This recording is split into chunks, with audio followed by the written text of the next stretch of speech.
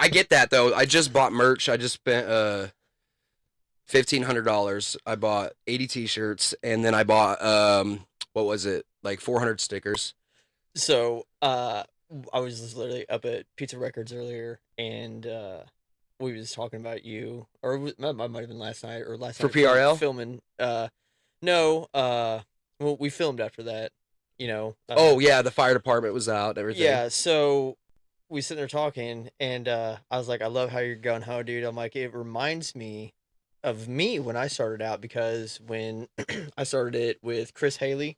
Okay, yeah, I know Chris So Haley. he was we all, so me, Chris, and this is irrelevant to the story, but Sam Watkins, who's a good friend of I know Devin, Sam. yeah, so That's a good buddy of mine. we all lived in the same area right there for several years together. And so like me and Haley kind of started a podcast, and so I had bought a bunch of of cheaper affordable USB mics and stuff, man, and bought just like a USB extension and was going, you know what I mean? I Which is did, what I've done. I, bro. I I got a whole sound card. These are all off Temu, so So this is what I was like. I mean, cause I just smile. You're like stickers, AI, because like AI wasn't popping off. it wasn't. Just And like I was very against it for a little while, but artists are just so expensive, man. the, I'm balling on a budget so here. I have to so do something, yeah, they'll fucking And we've it's been in not that I don't support like any kind of like professional hobby. I yeah. love to give support, but when it's $200 to $300 for one piece of art, Hmm. I might only make like a couple bucks on it. So So it's not a good investment. that's when when you're shelling out your own money like you are for stickers. That's what I did. I had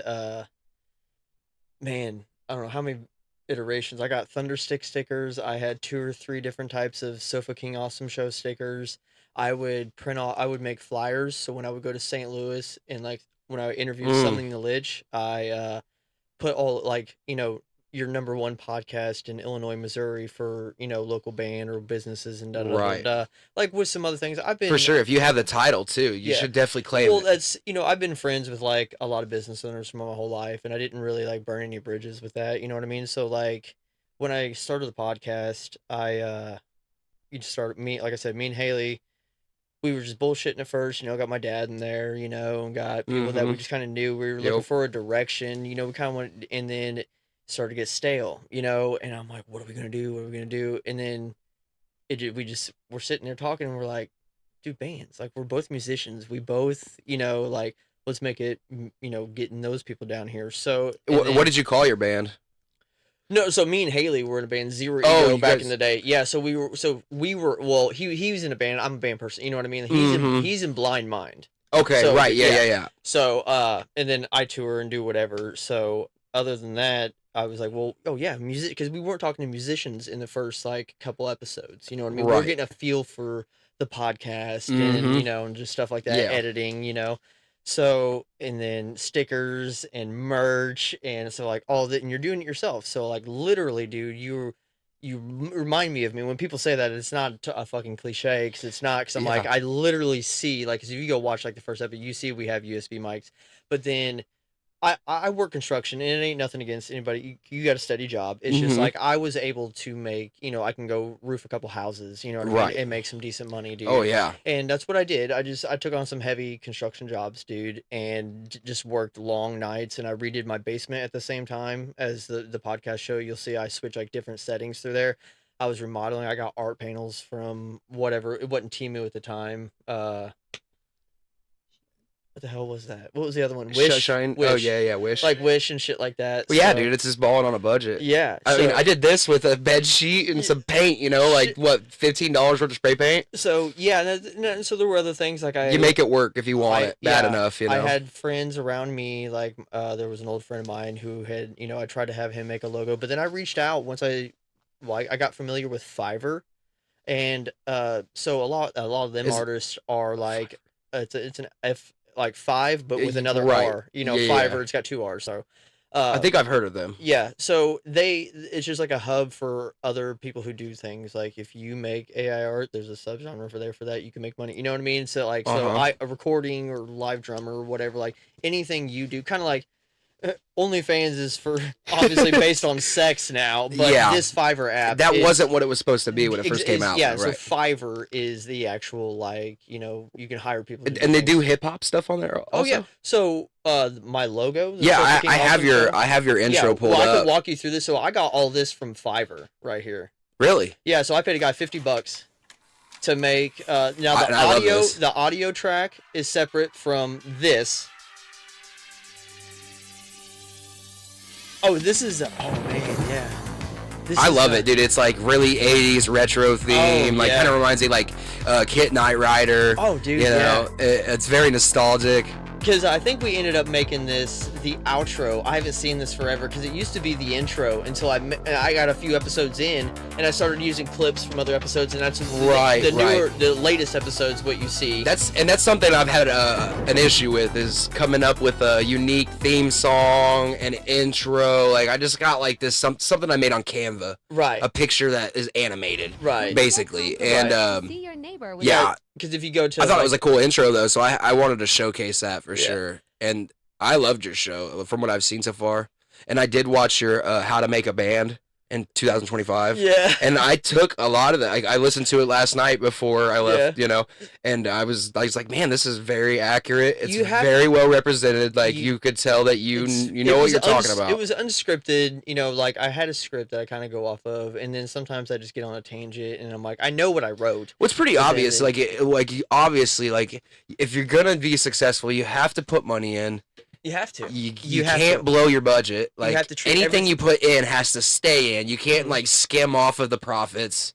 I mean, you can take a little bit of your profits, but like you can't spend your investment. You have to keep your investment on the ball rolling and add on to it. You're gonna spend a lot of money, man. You got to look at it like rolling a pile of snow. You just want it to get bigger and bigger and bigger. Yep. And once you start skimming off of it, that's when the whole pile melts. You know what I mean? And that's where that's me. Hang on one second. And to touch base on, like, you know, the stickers and, you know, everything that you're doing, man. I love to see the drive. I love to see it. All I can say is, you know, stay focused. I hit the ground running, man. I spent a lot of money, a lot of time. You know, I'm driving a truck around. Like I said, I went to St. Louis and I was going to businesses. I would set up, you know, I'm taking my whole lighting rig, dude. You know, I'm taking all of my, you know, I was taking a bunch of shit, dude, and setting up, you know, and it looked pro, and, you know, and that's really what I wanted was to come off, you know, like I'd come to you and I really liked doing that setting and stuff. Right. It's a lot of fun, you know. It's a lot of work too, though. Yeah. And so I also, because I put on what is it? There's, I hate drawing a blank during a conversation, but streaming out like your podcast and stuff, there's a website that I paid $100 a year to you stream it. I can't even think of the freaking 3 letters right now off the top of my head, but yeah, that distributes it to all your other. Spotify is pretty good about that. See, I didn't know that it was free to run a podcast because I have a DistroKid for my artist account, which I pay. I think it's like $100 a year, close to that, for all my rap music and stuff. Right. But I didn't realize. I figured it was the same concept for a podcast, but they don't charge you for a podcast on Spotify, which is crazy. So, RSS feed. There you go. That's what it is. Yep, and you can link that to Apple and Amazon, and that made it way easier to just go to Spotify. And then $100 a year through that, you can get access to, like, they call it Podcorn. You know, instead of popcorn, it's Podcorn, and it's like support advertisements, you know what I mean? They hook you up and they see, you know, like, you get a big map where you get your listeners from and all this. Oh yeah, it's really cool. It's really great. Like, I picked up a lot of traction on, and I was uploading to, you know, once you upload to that RSS feed, and then because you make it the title work or whatever, and it'll do all its work, you know, it goes to Spotify, it goes to Pandora, fucking whatever, you know, and I couldn't see like the individual like plays, how many came from, you could see like how many were on a phone or how many were from PC or, you know, and stuff like that.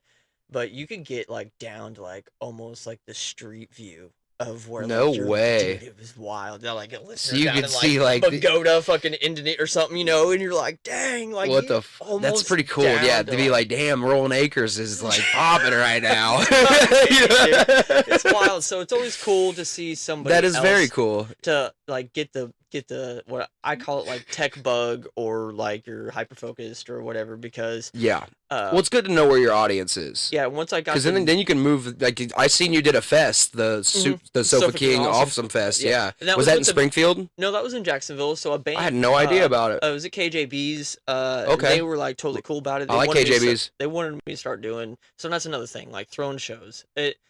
This all leads to burnout. You know what I mean? Or just losing a bunch of fucking money. You know what I mean? For sure. And then which leads to burnout because you're like, well, I don't want. Damn, I just put all this time and money in, and I only got 10 people. Thousands and thousands of dollars. You know.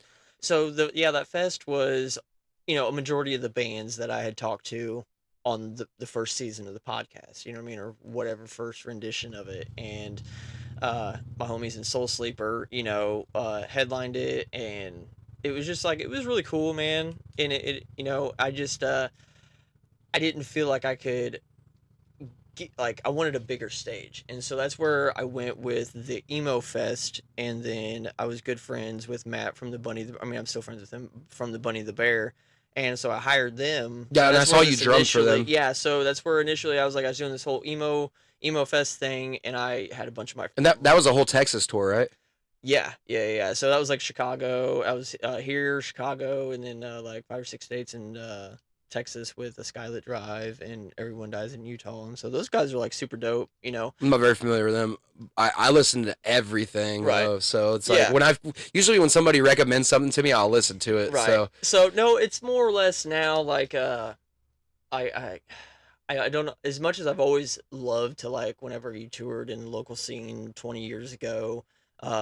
Touring now, that whole business thing, like you have to have money set aside. Everybody's a family man. Everybody has goals. Unless I'm not saying like all the traveling guitarists or drummers or anybody's like sleeping on a couch or this or that. I'm just saying that like you have to bring more to the table than just like, so I'm like, whether that's the drive, you know what I mean? Like you're hitting this ground running. It's just you know, you're doing all these different things to try to see, you know, what you're going to be, you know, good at. Interviewer, AI artist, you know, an artist, a digital artist or whatever. I'm not saying AI, but I'm just saying like you can right, because I do know how to run Photoshop also. Once money and things start coming in, you know what I mean? You can start sitting down and learning different things. Like at the same time, I'm learning Unreal Engine, you know what I mean? I'm learning to work better with green screen and special effects. And I sit down and I got a subscription to Loop Cloud, which is like sound effects and more music beats and shit like that, you know. But I use Loop Cloud for sound effects, and that's like, you know, whistling leaves or slashing necks, which is awesome because you are the videographer for the sitcom that's going on at Pizza Records. Right. And feel free to plug anything. I don't mind. I figured we were gonna touch base on you know, all that. Yeah. So that's awesome. Just like you know, once you get like, I'm sure I see a path. I'm sure you'll get a camera and you'll want to like and then, you know, more than likely, like I would think, you know, like if you do go that route, you know, Subterranean, you know, Sound and Visual would have a spot for you, you know, when you come and want to learn or be on our, you know, production sets or whatever. We got a lot of things in the works with that, so that's really good. I've been looking for a Nikon kind of like a good camera. So yeah, so the route that we took, it was because when I co-owned Essential Studio in 2022 with a friend of mine, and it just some business decisions went south and we just split ways. You know what I mean? But so it's where Elk Crow Photography is now inside the McMurray, the gymnasium part of McMurray. So we built a huge psych wall that was like the biggest in the Midwest, and we were on the front page of the paper and stuff for like having that big old wall.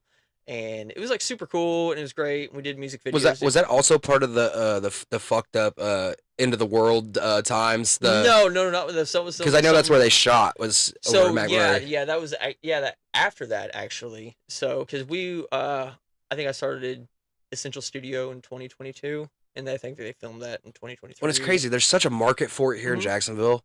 Like, there's so many entertainers here, so many thriving businesses. It's a very good spot for business. This is the problem that I came across. So this is like when I talk about burnout, and because it is real, dude. Like, oh, I've been burned out before.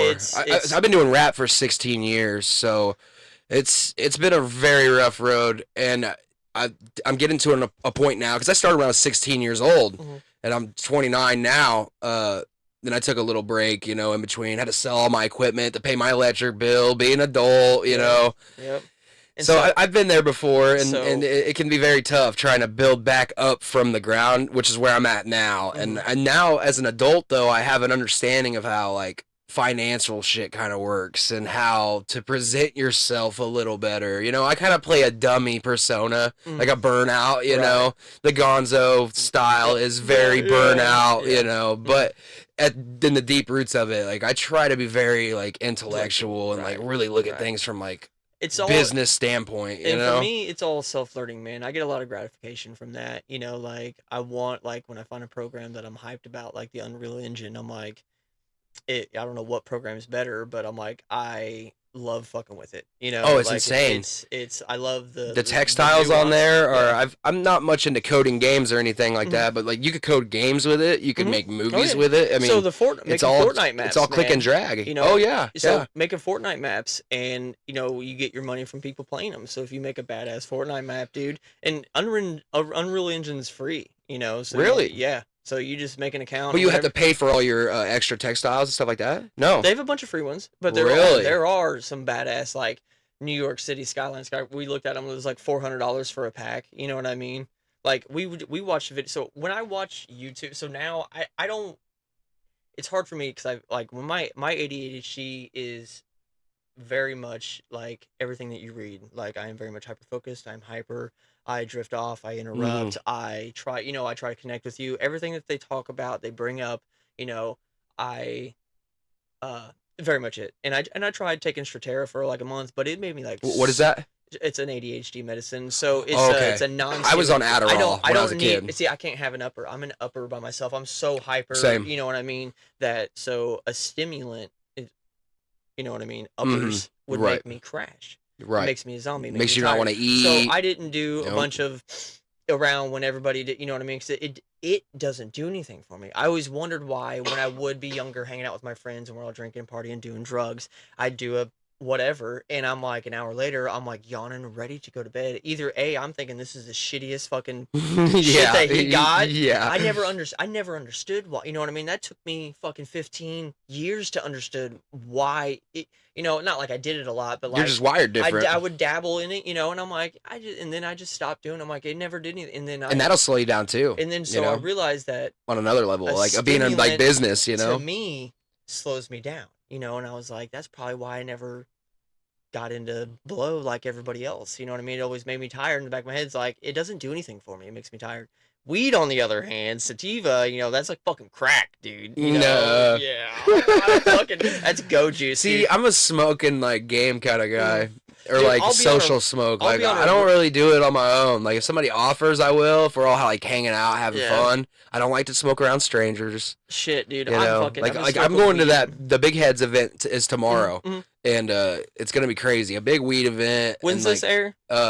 This will air on Monday. Okay, so I always try to do it. I try to do it a few days ahead of time. We'll talk present. We'll talk past. So Engine Huey would have come to my house this past Saturday and hung out with us for the Big Heads event. You know what I mean? Right, so, right, for sure. Right, but yeah, they're coming down. You know, like I said, you guys have watched this. They would have already been down. Hopefully, we'd have seen you there. Yep. But yeah. Yeah, that's right. They'll be. I do have a set, so they'll be coming on after me. Oh yeah, that's right. Yep.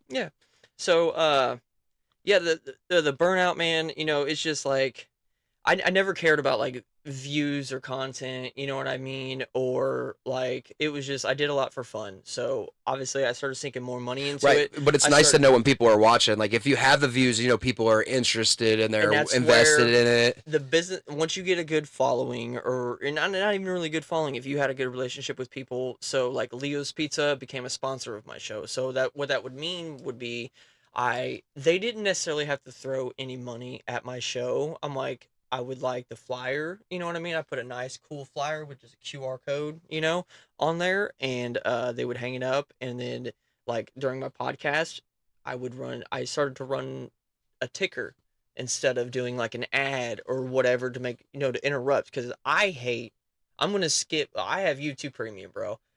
And if it's a hard ad, which means like it's in their That's something video. I've been thinking it's about. in their video.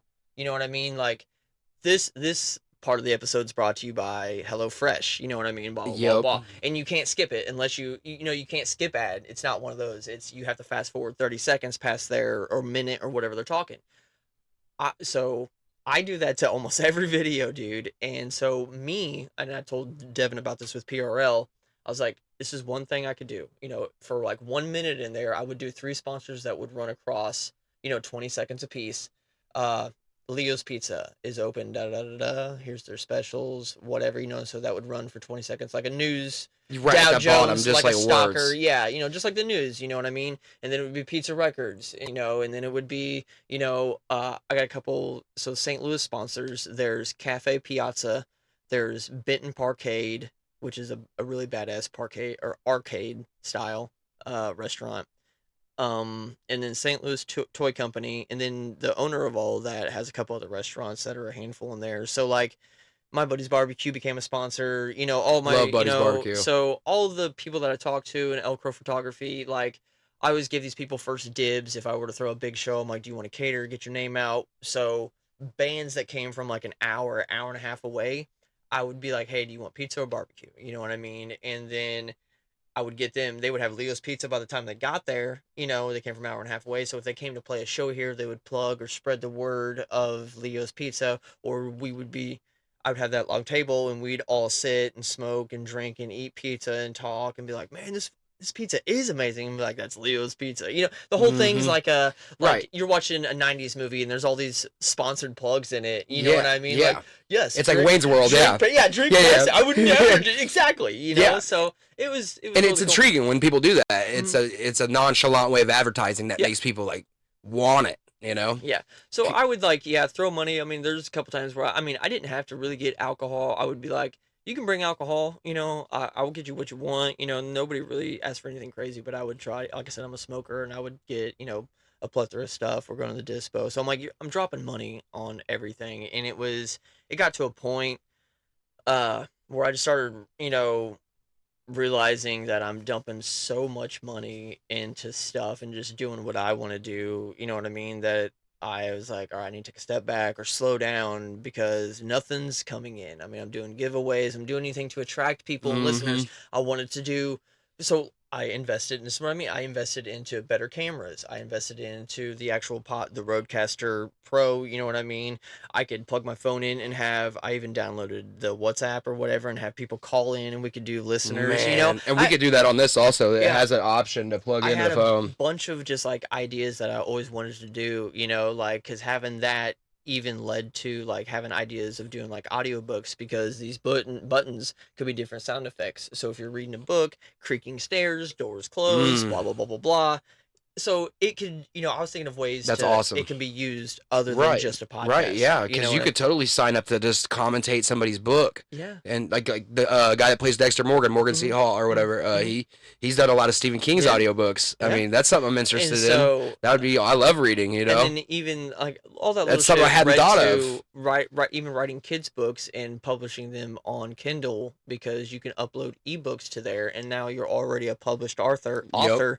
And you can sell those books to like 50 cents to $1. Perfect example is Ryan Mason with his Likes to Leads. That's an author here in town, And that's what I was doing, attempted, because like I said, I have ADHD. There's all these ideas that I have. I have an app for, rating venues and concert areas, because I feel like that would make it easier for local bands, regional bands, and touring people to find them, see what venue is worth. Because like there was a time we're going to St. Louis to get your van broken into, no matter what venue we're outside of. And there were a big band, like the Browning was one of them that got broke into. Their laptop got stolen with all of their all of their backing tracks, so they couldn't even continue. Major setback. And so, dude, years. End of the tour, you're done. They had to go home. Yeah, they had to make new. It took years to make new Browning, like when I say noises or like effects, because like it was all in that laptop. Everything that they had was in there, and it was just stolen. Man. It's like, so I feel like that the app band together would, it's like I said, it's very much in its infancy, and it was just you're able to rate front of house is the area of the show you've been to Pops in St. Louis, Yes, right? So I have. that's an industrial area. There's an option on there, like, is the area industrial? Is it ghetto? Is it bar food district, kind of like a downtown area? Like, Yes. So like pizza That one's kind of on breakfast. the outskirts a little bit. Yeah. Sage, So so it's a little different over there. It rates everything from is there food in house? Is And it walking distance? What's the name of this app? Band Together, like Band two. Together. Yeah, I think it's just on the Mac right now. I had shared it. Like, I don't have the exact, like, I haven't looked to see if it's on iOS or Apple. You know what I mean? Right. I do know it's like a Mac. Well, that's interesting, even for somebody like me, and not just metal bands. I mean, even comedians, maybe, like, anybody who's going to a venue to perform could utilize that. Yeah. So I had kind of hit a wall with my knowledge, right? So I have it.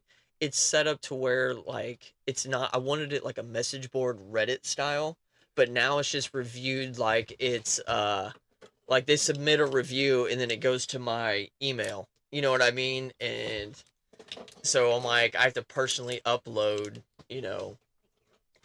each review of what they said, instead of just having like a message board. But yeah, we can dive into yeah, I love the name of this, the Create Whore, like create hate whore. Yes, so it's very I love that name. So it's I can't, let me see if I can remember. We can just play a little snippet of it. I love the visual for sure. Like, you have that so fucking awesome fucking still feel to it. Like, so there's 2 songs actually. Did you find the second song? I didn't find the second one. So this, like I said, this is on the Sofa King page, which is, I went through rebrands. I went through, like I said, my ADHD phase. I didn't feel like Sofa King was popping off, and I just kind of wanted to rebrand. So why I rebranded the first time into Those Core Kids Entertainment was because I did an interview on the radio and my name got bleeped out, and I wasn't offended by that. I was just like, it was just a reflection of, I didn't want to be put in that predicament again where the name of my show would because be. it, like we said, it is like so fucking awesome, which is awesome. I love that. It's a good play on words. But when you say it fast enough, it sounds like how it's supposed to sound. Yeah. Dude, there were friends years later that didn't get that joke until... As soon as I heard it, I knew what it meant, and I was like, I love it. You'd be surprised how many people come up to me and they're like, so fucking Well, some people aren't as enlightened to, like... I think it's the people that don't have an inner monologue that are like that. Maybe. That's possible. Yeah. There's a lot of people that are, like, take things a little too serious, that are... Yeah. And I like this. It kind of reminds me of, like, lo-fi, like, just, like, thinking. Like, so I use lo-fi to think and work sometimes. Like, it's just, like, good background noise. It kind of gives me, like, a dead mouse kind of feel, I developed a respect, like, growing up in my 20s, even into my 30s, dude, like... I didn't really care for synthwave. I was just like, it took me to about like 80s. I'm like, ugh, And then I don't know. I hit like mid 30s, and I just love it. I love the synth. So I go to Black Octopus Sounds, and I get all these bundle packs. You know what I mean? Like, you sign up for the rewards, and like, I don't know how many. You might get like 100 points for every $1 you spend or some shit. I can't remember exactly what it is, but you get points and you're able to get free packs, So I got fucking 600 gigs of sounds, samples, one shots, dude, of creating. That's why I'm so pumped to move into our new studio. But if you type in that name, so Creator was just I don't know why. I thought really hard on a name, and creator, I'm really on the word, I'm on the word play. Yes. So, yeah. And even that number might mean something, like a 38, you know what I mean? Like, you could even, like, you could turn that into a 38 pistol, a logo type thing, like, you know what I mean? You got it. There's so many things you can do with a creative name. Sit in a room with another creative. Yes, and you've already, like, changed my perspective on tons of things since I watched, like, some of your work. So a lot of this... Sitting here even, I'm learning stuff. Fiverr, like I said, I got the intro video that I made that, but the video that we showed, I got that from Fiverr. The intro audio that, the So Fucking Awesome show, I paid it because that's what I wanted a radio. Yeah, it sounds like Sunday. Yeah, like a WWE like broadcaster type thing. There were some things I knew exactly what I wanted. I like this one a lot better already. I think this, I can't remember, that's French for See what that's French The for. DVD video logo too is killer. Like it never hits the corner. Like it's like a 1 in a million shot hit in the corner. Or right before it does, I cut to a different scene. Yeah. This is funky though. I like it. This is Get Up. Yeah. Okay. Yeah. Get Up. So the other one was Slow Down. Right. My debut. That was the first one I wanted to try my hand at. Because I really just... I love going to EDM festivals. Like, I go to summer camp every year. I made all of this. This ain't... So, I mean, these are samples and beats that I got from Black Octopus, but I... Yeah, and it's so cool to, like, dude, you could just, like, take, like, a table, set up, and do a show. With a band, it's a lot more work. As an artist, I just bring a hard drive. Hard drive, plug in. Right. All right, now I'm rapping. I tried getting... being a rapper is, like, probably the easiest. I won't say the easiest, but it's not hard to be a rapper. Yeah, you know? So, and I got some beats and stuff. Like, you gotta be careful with the free packs, because I got a couple free packs, and I made a really dope beat, and I liked it. And there are a lot of people like, dude, that's my favorite one you've wrote so far. And then I uploaded it to Facebook, I think, just to, like a soundbite, you know, to get some feedback. And I got flagged because the beat was already claimed by somebody else. I guess they used it. Yep. And I didn't know. Their sample covered the whole song. Yep. Dang. Yeah. You ever thought about producing rap beats or anything like that? So, like I said, hyper focus, man. I gotta get in moods of it. Well, now I see you have your creator page here, so I went ahead and subscribed to you. Oh yeah, you're number 3. Look at that. Decent, dude. I didn't really push it, you know what I mean? I started this because at Distro. Look, you already have 4 likes on there. Also, so, I mean, I don't know what your views are looking like, but it's doing some traction there. Somebody loves it. That's cool.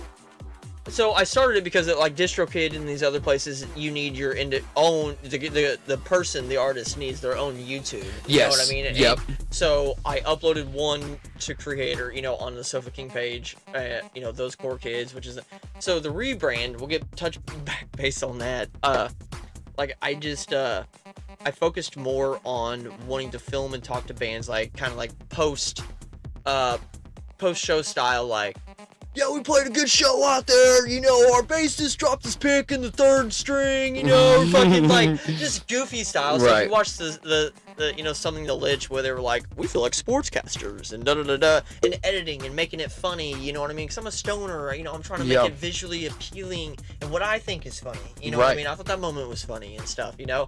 Like, but then you start listening and watching back and editing your show, and you're really, we're talking about meaningful things, and... If there was a band that I hadn't heard of and they were coming on, I genuinely wouldn't listen to their music until I got there. Because you want to build that impression of them. I wanted a real raw reaction, you know what I mean? And it was just super cool. I keep it fresh, you know. So you might have like sparked another. I mean, because we just, like I said, we just moved into a new house. I went through a couple house changes myself until I met her. So I kind of lost steam, you know, like the place I was living with, you know, near Haley and Sam, landlord and I just had a disagreement, had to move out of there after like 7 years. Man. Moved into another house, and then it was just expensive, and I was like, we didn't feel at home there, you know, and then I transferred to a smaller house, and then it definitely didn't feel like home there, you know, and then I met her, and, you know, we ended up getting a house together, and it's just, like I said, this just happened, you know, late last year. And so it's just becoming our own, you know, and then, like I said, Devin and I are getting a studio soon. We have, you know, Subterranean Sound and Visuals. So that's cool because, like I said, we owned Essential Studio. I co-owned Essential Studios. And that had obviously went south. And it was nothing like, you know, oh, you got sued or anything. It was just, I mean, former business partners, just disagreements, man. And the creative differences, pretty much, you know. Not everybody you go into business with will be on the same page. Yeah, so... Everybody's going to have their own idea of how they want something ran. I think that's why I've taken my ADHD, and, like, you embrace it. So I communicate, over-communicate, I love talking. Yeah. As long as you know where I'm coming from, that it's never a rude place. It's always... Like, even when I had my construction company and I hired my help, if I were to hire you, I'm like, I have to know that you understand that when you sit in my vehicle, I'm your boss. Yeah. So and you're part of the image also. If you do something at work and we get into an argument or it gets heated or whatever the case may be, and then you get back in my truck after work, you know, we were friends. Just to let you know, Right. like, that didn't sour our friendship. You know what I mean? Or if, you know, like, you dropped something or you busted a window, you know what I mean? Like, it's not the end of that friendship. You know what I mean? I'm like, I'm not going to fire you, but just know that I'm not also going to be like, you fucking, you know, Right. like, it was never like that. People make mistakes. It's, I have a very good understanding and a good way of handling the different relationships where it's business and professional. That's right. You know, so and friendship. So even just recently, we'll touch on That's My Jam. So there's a recent post that we had. There's a collab with someone that we hadn't announced yet, and the band can be great. It can be brought. You know, they can all. I'm not. It was just one person, one post, couple of different posts. It's not the whole band. It's just you can't post negativity. Yeah, I was actually just on the page reading that about how, you know, the suicidal stuff and drugs and all that. I would just use an I example. 100% agree because this is a family-oriented style business, you know what I mean? Like, you guys don't want to have the wrong impression for people that are consuming food. So you know what I mean? Like, that's a no-brainer. I'll give you an example. I'm not going to tell you what the post was that I sent him, but the example post was a... he was mad at people who voted for Trump, you know what I mean?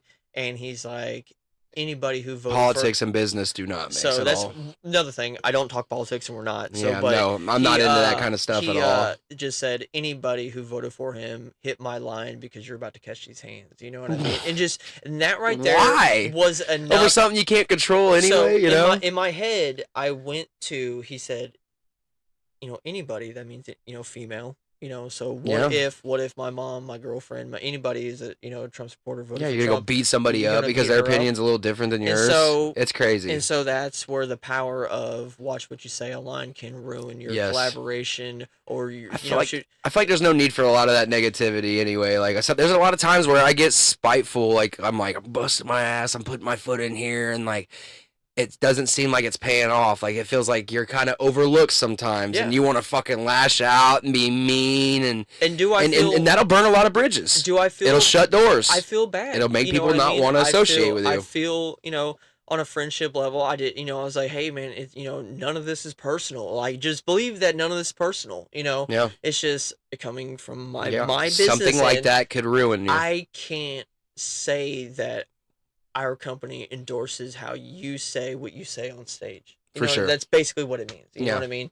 And I can't do that, dude. You know what I mean? I'm not about that. I respect that 100%. So I got to look out for, if I'm going to lead by example, I can't. Yeah. It's just like, look at Fago, okay? ICP is their biggest buyer. They will not endorse Insane Clown Posse by any means necessary. They want no affiliation with them. Buy as much soda as you want. Cool. That was what you drank when you were a kid. You have good fond memories of it. You throw it out on stage.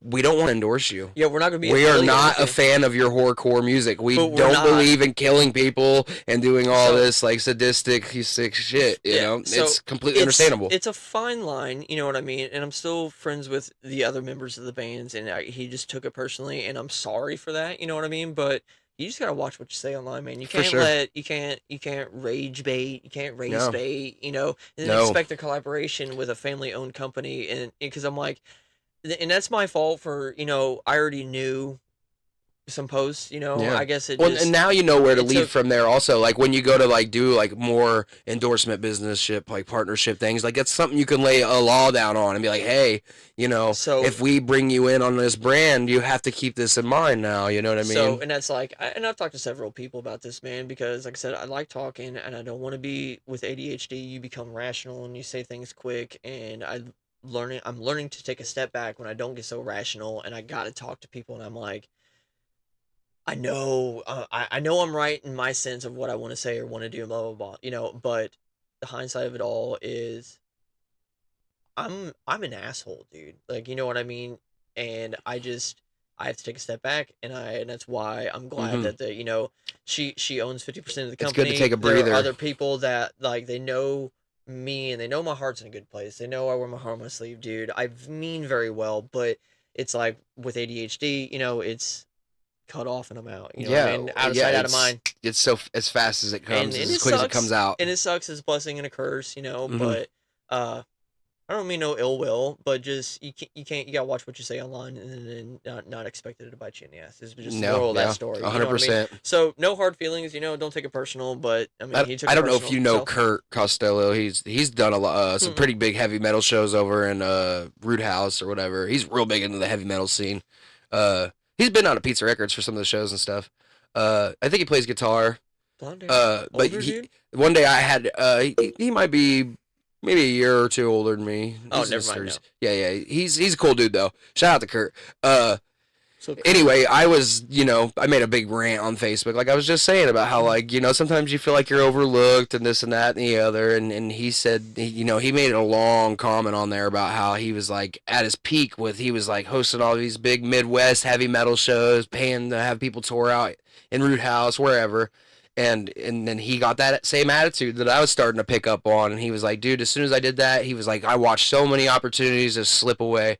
People didn't want to associate with me anymore. That hurt me. It made me even go further down off the edge. And I took his advice. I read everything he said, front to back, and analyzed over it. You have to, in any kind of shape of art form, like you have to be able to take constructive criticism. Yep. And good lighting. And so that's where you have to differentiate business and personal, and not take it personal. There's too many. If you're not able to take it personal, then you're not being a real adult. Because if you can't talk about it and then work through it, My fiance is my last relationship, dude. I told her, I'm like, I'll never want anybody else. I'm never the type of person that's gonna throw away for a random eye. You know what I mean? Right. I'm not like that. I'm like, I'm building the future. We're building a legacy. That's the same with my old lady. I want a peanut farm. I want, like, that's my jam, dude. That's awesome. In my head, it is so fucking big, dude, and that's what I'm scared of. Is because I know once we just the food trailer is behind on like remodeling, only because of like the weather's been shit, dude. I've been working a lot. It's just, it ain't been good weather, to work on it. And the past month it's rained like 75%, of every day for the past month, dude. And our my personal due date was like the first day of spring, first weekend of spring was March 21st or 22nd. I wanted to be, out in, and imagine pulling up to a venue and you're and it looks like a sandwich too. Yeah, that's right? what. So it's I'm so awesome pumped to see these visions. And that's gonna draw so much attention when you pull up. People are gonna be like, "What is up with that PB&J over there? I gotta see what this is." So I'm sure it's so cool. How did it start? So it wasn't like I'll go ahead and pull a picture of it. While I'm here. Go ahead, I'm listening. It was just, I was literally laying in bed watching TikTok. Oh, it's not on here. And so those are some of the first loaves of bread I made down there. And like I did 100 loaves in 2 weekends. I did a bread pre-orders and they sold out, and I'll never do making bread yet. $20 pre-orders, dude. Yeah, so I sold out. Like I said, I did 100 loaves in 50 and 50, 2 different weekends. First weekend I was loving it. I'm like, this is great. I love making it. The logo is awesome. So I love the logo. Yeah. So yeah, that I actually that was Fiverr as well. Really? Yeah, so I have the original hand sketch that I drew. I just sent it to my artist, the same artist that made the So Fucking Awesome show. He wasn't really a food person, but I'm like, I've used you before. Very easy layout though. Yeah, and because I wanted something simple, clean, and it still has that 80s feel to it. Like you could see the where it stems from. Yep. I'll give you a little secret. We have Spencer from yeah. So he's working on Newman. He's working on. He's a great artist. We wanted to come up with. He was one of those people I actually consulted for art, and his rates were a little steep. Yeah. So I was like, I can't.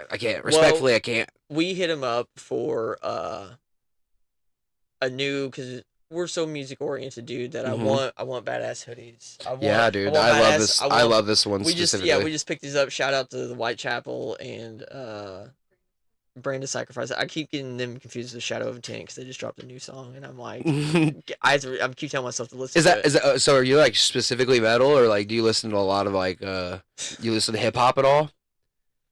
Yeah, that's a Taylor Swift hat. So I'm a Swiftie. So we got kids, you know. So that's what they listen to. That stemmed from my daughter, you know. So no, dude, I listen to a lot of. I don't listen to today's country, and I don't listen to hardly any country at all. I mean, if she listens to it, I'll listen to it in the car. I'm not gonna make her turn it, but if my daughter wants to listen to it, if they all want to listen to it, but I'm not gonna go out of my way to listen to even like what Lakeview is that what they're who that it is Clear or they're like.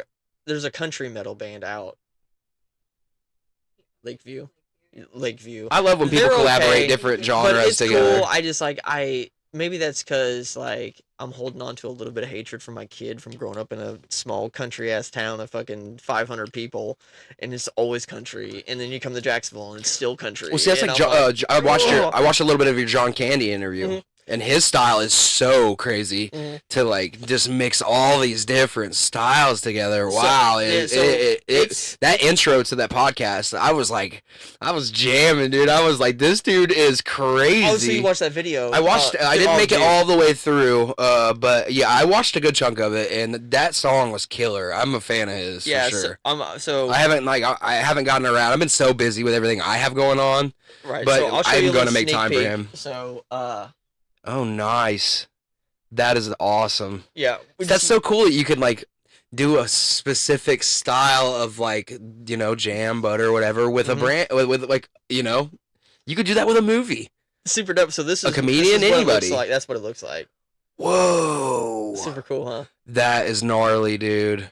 I'm not much for that kind of style of sweet, but very cool. We wanted the play on the name, you know, the John Candy. I was thinking, for sure. I was thinking like very candy because like I have a bunch of his shirts and they're all very candy oriented, you know, and I was like, I just kept reverting back to, so in their name, the John Candy, the John name is in parentheses, okay, or right, quotations. No, it's in parentheses.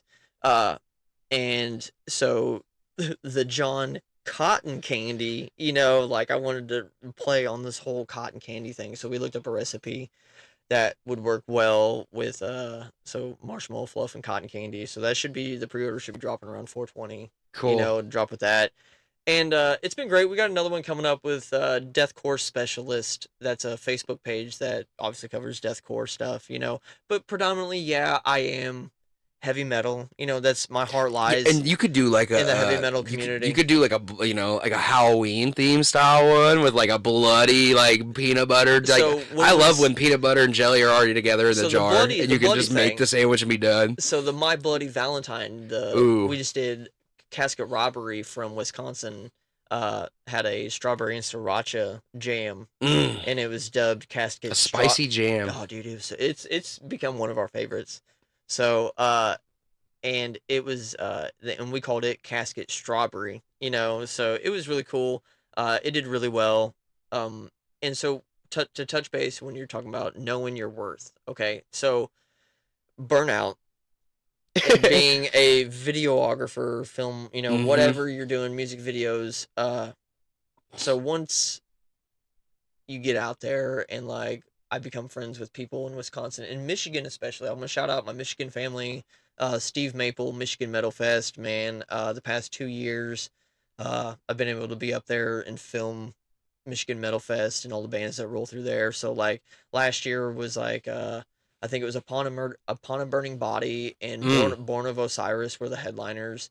And then like Mantra Morta, you know, friends of mine from like Indiana, and then Darker Than Fiction, which were friends of mine from Peoria that had got on there. And then last year, you know, I got to exclusively film the event as, you know, Those Core Kids Entertainment, which was previously the So Fucking Awesome Show. And so I just really started getting out of like the personal interviews because I just felt like it wasn't, you know, I wanted to do something else, right? You know, but I didn't want to lose the followers or start, you know, I didn't. So I was like, well, right. So you just turned it into productions. What's your name? To Those Core Kids Entertainment, which became band promotion, music videos, and you know, I want to promote bands. My friends are all in music. I want to be able to make you reels. I want to make your flyer. You know what I mean? I'm tired of looking at shitty flyers. I'm tired of looking at all this shitty stuff. So why don't I just offer to make it for you at a stupid low rate? You know what I mean? Like, I was only charging $300 for a live. And it makes it to where they want you there also. So then you get something to do. You can go to an event and feel included in the event. That's like something that's always fun, is to be able to walk around like VIP status, you know? So I ended up getting two other, you know, a guy from another production company who was a friend of mine at the time, and then Michael Kyle, I brought him on through, you know, and brought them on as an artist under me, you know, like we were all under Those Core Kids, but when I use their footage or whatever, I'd be like, you know, this footage was brought to you by Brook Kraushaar Promotions and whatever, and MKM Entertainment, you know, and stuff like that. So, and then, you know, like last year we filmed Mushroom Head, and I think that video right now, I seen them live at the Gathering and the Juggalos. Wow. I think it's pushing 22,000 views. Nice. Right now. You did a video for Falling in Reverse too, right? Was it Falling in Reverse? Oh, that would have just been a live just video. filming, just filming like the actual show. So that you would have seen that. So the Thundersticks page is just like drum videos, and then like concert footage that I upload when I'm with my daughter. You know what I mean? So I only started all of this content thing, the whole basis of this, dude, the podcast, the everything was just something for my daughter to look back on if anything ever happened. You know what I mean? Like if she for ever, anybody to look back on, anybody that loves you and cares for you will have that. They're like, dude, you can just watch me. That's in awesome. My raw atmosphere, you know, because I've said it, you know, in a ton of podcasts. I love my kid, dude. You know, and I love my fiance now. You know, knowing that my family moving forward, and Rebecca and Camden, and you know, just the people that are in my life, dude. It's just really taking a different turn, and so that's why that's my jam so seriously, and probably not being in a band anymore or touring anymore, or because I'm like, I cherish being around my family way more than being away from my family for a month, dude. For sure. Maybe even 6 months. Some people go on tours for long periods of time. Dude, I'll be real with you, man. Like, I mean, the Bunny the Bear was great. They're all great people. You know what I mean? That experience itself, I mean, you have great tours, you have bad tours. You know what I mean? And that was a great tour no matter how many days the run is. You know, it doesn't matter. It's a tour. You're in a different state. You're away from home. You're having fun. I'll talk about another dude, but I'm not going to name drop who I toured with. They can piece it together. But, it started out great. I did 2 tours with him. The first one was like 10 days, and it was great. It was throughout the Midwest. And then the second tour was longer. It was 24 dates, but then like 30 total, because we had like days off in between there and then like drive time and stuff. Yep. So we started that second tour. Everything was great, man. You know, there were a couple red flags. The dude liked doing coke and drinking crate. Like, you couldn't see him without kratom. You know what I mean? Like, and now mind you, all these people from New Jersey, I had never met these dudes. You know, before, I didn't know none of them. It's just as random as that. You're in a van with dudes that you've never met. Yep. Ever. You're all just trying to grind together. Well, and so on your own, even like you know, so I've seen some rivalries in that kind of scene. And so, just being a small dude or whatever, you know, there's always that little bit of like, you know, you feel unsafe. You're not around your family. You're not around any of your loved one. No one knows where you are, even though you share your location. Like, it's just there's always something in the back of your mind. So even on that tour, the second day in, like, our merch guy had like, I assumed he had like a schizophrenic breakdown or something. And now like I said, the first tour, we didn't know that he was like on meds or had been, you know, out of a mental hospital. You know, he was just a friend of the guy and was like, yeah, I'll be your merch guy. And he was totally cool. First tour, awesome dude. Second tour, second day in, he tells the venue owner, you know, she wanted a shirt. And she's like, do you have that in me? Whatever. And he's like, no, go fuck yourself. And we were like, what the fuck, dude? And then, like, now, mind you, none of us drank. So that was like a plus. That was a bonus. None of us drank. You know what I mean? We're all pretty much stoners, you know, minus the kratom and coke, I guess, from the one dude. But that night, I think the first night of tour, I got sketched out. I ended up sleeping in the van just because I was like, I used the excuse of, hey, this is the first night of tour. I'm like, we're in an area we don't know. I was like, which is, one person sleep in the van. I'll sleep with the equipment. You know what I mean? Like, it's cool. Because they were talking about, like, putting band stickers and shit. And I'm like, I don't want nobody to know what's in this van. You know what I mean? Late night. Like, I don't want to drag all this equipment up to the fucking room, you know?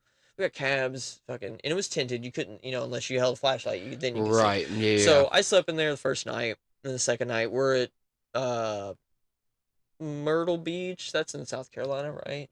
Yeah, I think so. So my first time on a beach, super fun. Like I said, I had a lot of fun. I've never been out of the Midwest. I've been here my whole life. Dude, the beach was stuck here. I was 39, dude. First time on a beach, digging my toes and saying, I fucking loved it, dude. It was beautiful, dude. You get any chance at all, work, whatever, it don't matter.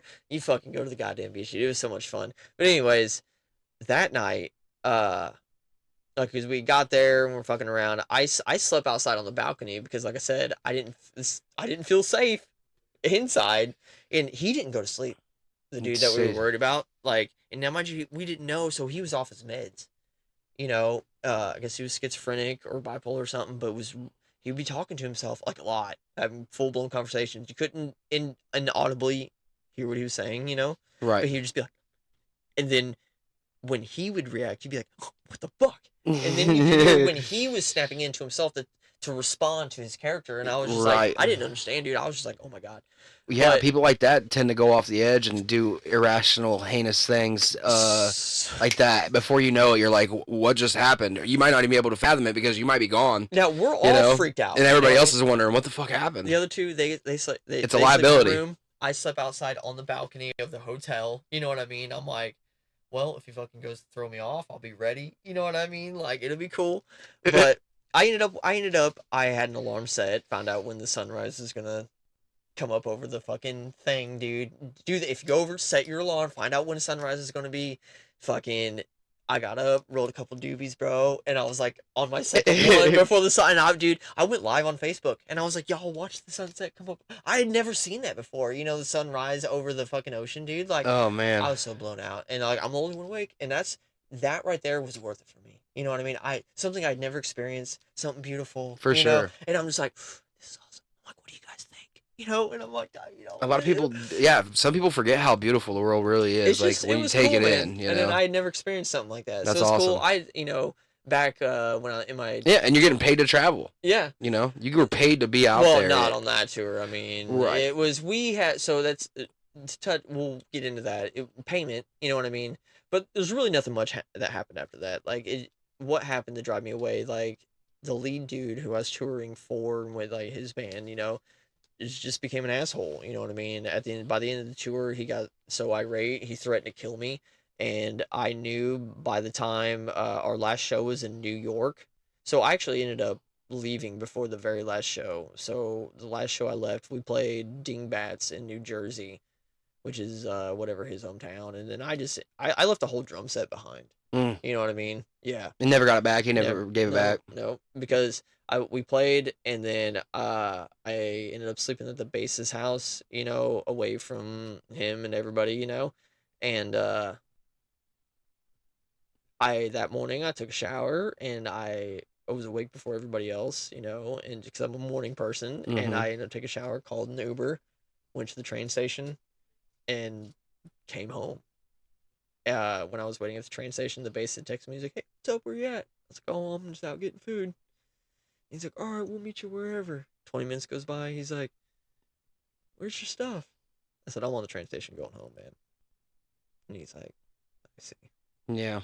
So you wouldn't want to tell them that until you're gone, because they might come try to come stop you. Yeah. No. So I said, "I'm already on a train home, man." Yeah. So the reason why in my head I tell myself, you know, it's whatever. You know, I don't give a fuck what he says. Yeah, you can't make threats at people and belittle them and make like names and gestures. I'm not a fucking outlandish dude. No, so dude, that's not cool. The claim that you want to fucking kill me yourself, dude. It was like I knew everybody. You're already on edge. Everybody else was splitting ways after the very last show in New York. Like our guitarist was going home with his girlfriend.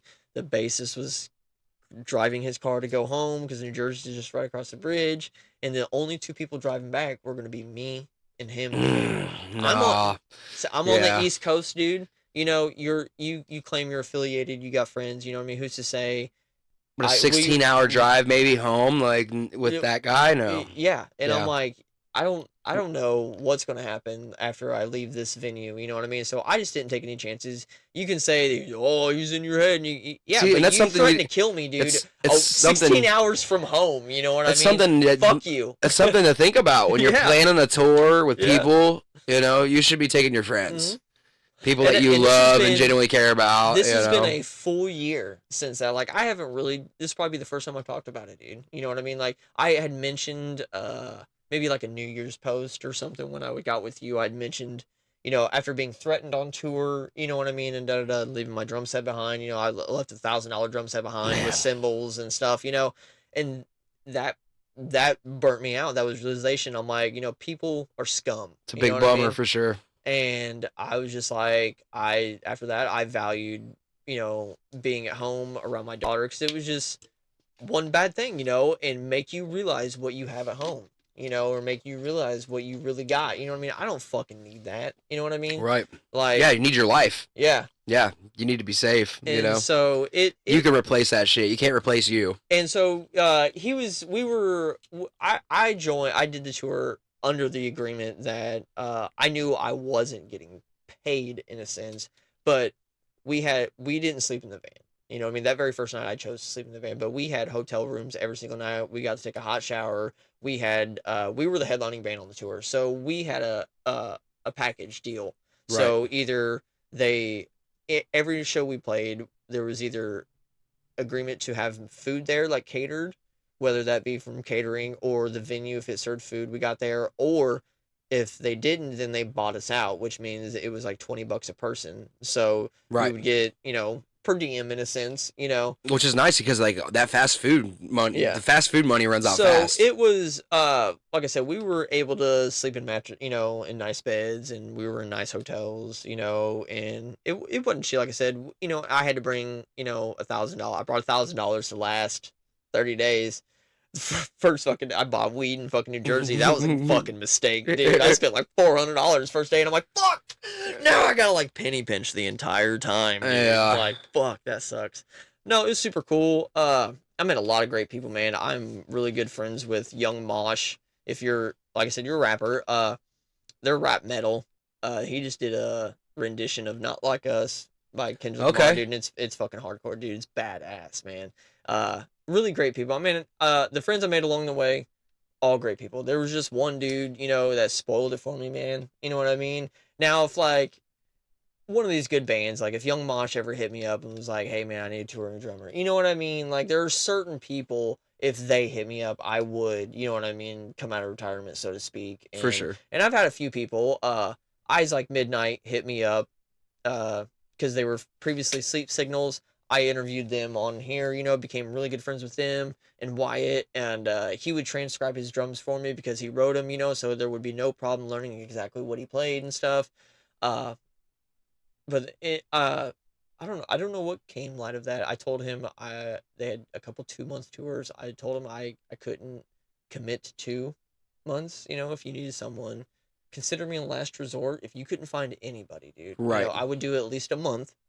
For you. It's about as max as I could do. I'd give you a month, dude. Yeah. But just know when you're hiring me or whatever, it's not just like you're hiring a drummer. I'm like, my entrepreneurial spirit or whatever, like I'm going to be making reels and filming us and doing this and doing things. Like I'm going to be promoting us package as we go, dude, and having a lot of fun with it along the way. So keep doing what you're doing, dude. Invest in yourself, nothing. I started everywhere. You know what I mean? And I hit you up because I'm like, I want you to know that I started exactly where you are, and it took take a year to grow. It's just money. And I'm glad you did, because I had you in my list of people I wanted to interview. So I love when people reach out, because it makes it so much easier to like just book right then and there. Yeah. So that's my jam. Starting with that. Like I said, I saw a TikTok. It was it's just a girlfriend who was making her boyfriend, or it might have been husband and wife, she was making him a homemade PB&J, and I was just like, oh, that's cool, I'll see how she made it, Like I said, I'm not a huge peanut butter connoisseur, I hate peanut butter cookies, like, I love peanut butter cookies. I'll eat peanut butter out of the jar, Reese's Pieces, any kind of peanut butter candy. Yeah, I don't like Reese's Pieces either. Kit Kat. Kit Kat's not peanut butter. No. Anything like that, though. But, and I seen that, and then I went to the comments, and there were people that was like, girl, if you don't start a food truck. And I was like, wait a second. I'm like, so I'm a big foodie. So me too. Touring and then traveling or whatever, driving for work, you know what I mean? Where we'd work on all these different jobs and stuff. East Coast, West Coast was super fun. I'd always try to find like really good food. Yeah, because it's all cultural. You can only get it like in certain locations. Dude, I've never seen like a peanut butter food truck or a peanut butter like restaurant, peanut butter like, and I was like, oh fuck, I need to act on this like now. Yeah, dude. It's a very genius idea. And that whole ADHD thing, dude, is like I have to like So when you guys, I had to breathe because I'm like, I'll start a million fucking companies, dude. I had drum violence. I had fucking, dude. I started a drum company, dude. Fucking that. So, and then shit went fucking not like south with like money or anything, just like with people internally involved, like. And so there were these, there's brands out there that you can become a brand ambassador, kind of like help your image. You know what I mean? The follower count don't matter. You sign up through this app, whatever app they're doing, to be an ambassador. They'll either approve you or not. You know what I mean? Because you'll send links and stuff, and and they'll look through your, your profile and shit of whatever and see what you're posting. And then send you a code, and be like, hey, use this code at our shop for 25% off. You know what I mean? And then once you check out, because specific code, once you check out with that specific code, it triggers an email that sends you like a link to your dashboard, your brand ambassador dashboard. Now you get to pick your code. Use code Gonzo for 10-15% off at checkout. Right. So that right there, that 10 to 15% that those people are using, you get a payout once a month. Cut. Yeah, that 10-15% is yours. Man, that's why all these people. Kill Tony's like real big on that. They're always doing those codes at the end. That's what that means. Is if you can get in with someone, use code Gonzo, use code whatever. Right, that's the code I would go for. Yeah, Gonzo or whatever, but try to like keep the same code. You know what I mean? Mine was Thundersticks, but technically I still am, I guess. You know what I mean? You don't have to continuously buy stuff from them. You know what I mean? It's just like a one-time deal, and you just promote. There was Bruh clothing line, BRUH clothing line. They're like, I love that. Skater snowboarder apparel out of California. That big red hoodie I bought, man. Like, they got some fucking nice merch. Like, some of these people they're just small, right, and if you buy stuff and use your code, you still get a little bit of your cut back. And I see that it's building like a small business thing. You know what I mean? These are smaller businesses. You become these brand ambassadors. They have to buy merch. They start talking about your company and da-da-da-da. There's no limit on how many brand ambassadors, you know what I mean? Now you got all these people, all they had to do was just buy something, and now they can say they're a brand ambassador. Dude, that feels good. Right. I'm a brand ambassador for this clothing line, Gonzo. You know what I mean? Like now, and it kind of, once you fill out one, your phone's gonna, hey, be a brand ambassador for Reaper Apparel Clothing. You're gonna get. I got intrigued by them Facebook ads. I scoped it out. Right, and you could pick and choose where you want to where you want to brand. I did my due diligence. You know what I mean? Was it a scam? Blah blah blah. Check out the for sure. And so I became a brand ambassador for Brook Clothing Line, Reaper Apparel Co., True Victory Clothing, and there's I think it's maybe that was the motorcycle one. Reaper Apparel's like a motorcycle fucking shit, fucking True Victory's like workout stuff. And then there was another one. I bought a shirt that said don't count time, because I'm a drummer. That it would, and then on the back it says make time count. You know what I mean? But to me, for a drummer to say don't count time, that was like just fucking hilarious to me. Like, don't keep time. You know what I mean? Like, play off beat. So I was like, I get it from my own. I thought it was hilarious. Right. So in your podcast, now, you know, in your description or bio, you know what I mean? It's a morale booster. You know what I mean? I like talking about it. Like, you're putting in your resume, so to speak. Like, when I say, when I go to talk to another restaurant or whatever, or, you know, I'm like, hey, I would like to come do an interview. I've already talked to, you know, these people. These restaurants are a sponsor of mine. I'm a brand ambassador. That's the best thing to lead with. I own a couple companies myself. You know what I mean? So there's like a whole thing that you go to reach out once you start getting in and getting out, you know, and maybe you'll be mobile and you'll have all these ideas and fucking, cause that's, you know, I still have all these ideas, you know, you can brainstorm when we were just talking about, you know, it's just a matter of getting another creative in a room or somebody telling you that it's a good idea or a bad idea. So for sure, That's My Jam didn't start out, That's My Jam. It started out as Spread the Love. And I had Fiverr, had my artist drop something. It was I like this better though, because it's kind of, it goes with the metalcore kind of theme. So you know? Yeah, like, so Spread the Love was, it's a very common reference. A knife that had spread jelly across, and the jelly said "Spread the Love," you know, and a type like that. But after the company name search, there was a nonprofit in Chicago. They ended up having that. And so I came up with that's my jam is actually taken. So the actual name of this company is that. So I wanted to play, S.C. Johnson, a family company. Mm-hmm. So that's my jam, a sandwich company. Right. Dude, I was that's like, awesome. I'm like, that's well, yeah, that literally slims it down to that's it. That's my jam, man. Yeah. And so it all really, like I said, the whole name pun shit. That's why because I used to be Donnie Gonzo's. I rapped as. Yeah. Because it was an original name that like it's the mix of Donnie Darko, because like I kind of lost my shit at one point, and like that movie just resonated with me when I found it. It like kind of saved me in a way. So it meant a lot to me. You kind of rebranded yourself. Within a universe of Gonzo. When I came back out of I sold all my equipment, and when I came out of retirement, I came back as ImGonzoBruh. Right. One word. That way it would, that way, because you could type up Gonzo, and it's gonna pop up 100 million things. I mean, the Muppets, Hunter S. Thompson. There's a lot of Gonzos out there. Yeah.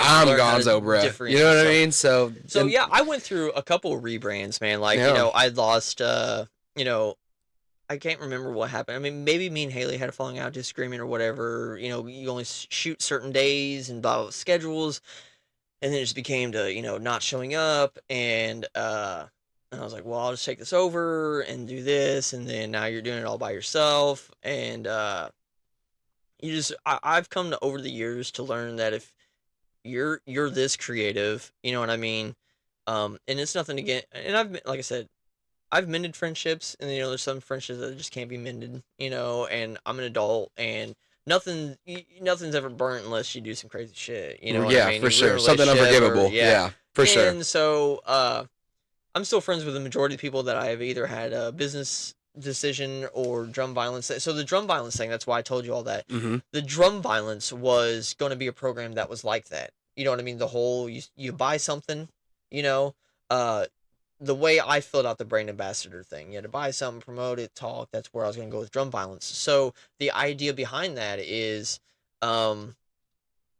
these drummers, I had like 5 logos. They were all roughly the same drum violence logo, just different colors. So you could be team red, team purple, team whatever, you know what I mean? And then, cause I had a base white shirt with a black logo. And then I sent those to all the drummers at first. Cause I probably sent out 25 packages to drummers, you know what I mean, from all the bands, you know what I mean? And I'm like, hey, do you want to represent this? I had a few very professional responses that were like, hey, man, I appreciate, you wanting me to represent your company too, but I don't feel as though, I'm a good fit because I don't want you to use my name as clout, so to speak, you know what I mean? But it was a very professional response, and I totally got that. And I was like, no, I was like, thank you. They didn't have to reach out at all. They could have left you. They could have left you wondering. Yeah, and that's taking criticism. You know what I mean? That somebody thinks that you're just trying. You know what I mean? Yeah. And you know that you're not. But I was like, no, dude, thank you. I was like, thank you for that response. I really appreciate that. And what that led to was that same drummer for that band, end up, we'll say, I don't know, maybe a year later, ended up was like, hey, we're doing this tour run in the Midwest, would you like to do promo for it? And I was like, the universe works in mysterious ways, and I didn't get paid for that. There's a lot of this stuff with these big bands and these guys that I've talked to. Dude, I've been listening to music my whole life, and just to be, after filming Mushroom Head last year, like I said, I owe Steve Maple, like, it's not like my all-time favorite band, but it's like, it's a band I grew up to in my childhood that you get to film, you get to be around. They're insane too. And when I filmed that and I uploaded it, the feedback on it's great, and I ended up becoming friends with over half the members of that band. They ended up sharing my Those Core Kids post, just pictures. I was like, thank you, Michigan Metal Fest, for a great show. And there was just a couple pics, like 2 pics that I took. They ended up sharing it. You know what I mean? There's a lot of things in my world of all of this that money could never touch. Right. You know what I mean?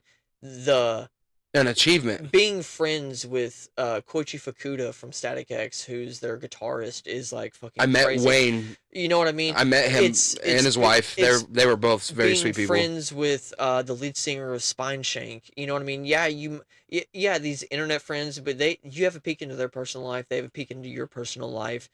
They might like a post like James Skirch, sorry if I misspelled or mispronounced your name. He's a guitar player for Killer's Confession, who has members from Mushroom Head and stuff in it, but they're from Ohio, and he's got like a popcorn company. And I just, he's like, fresh batch, whatever. And I was like, dang, I smell a collab with That's My Jam.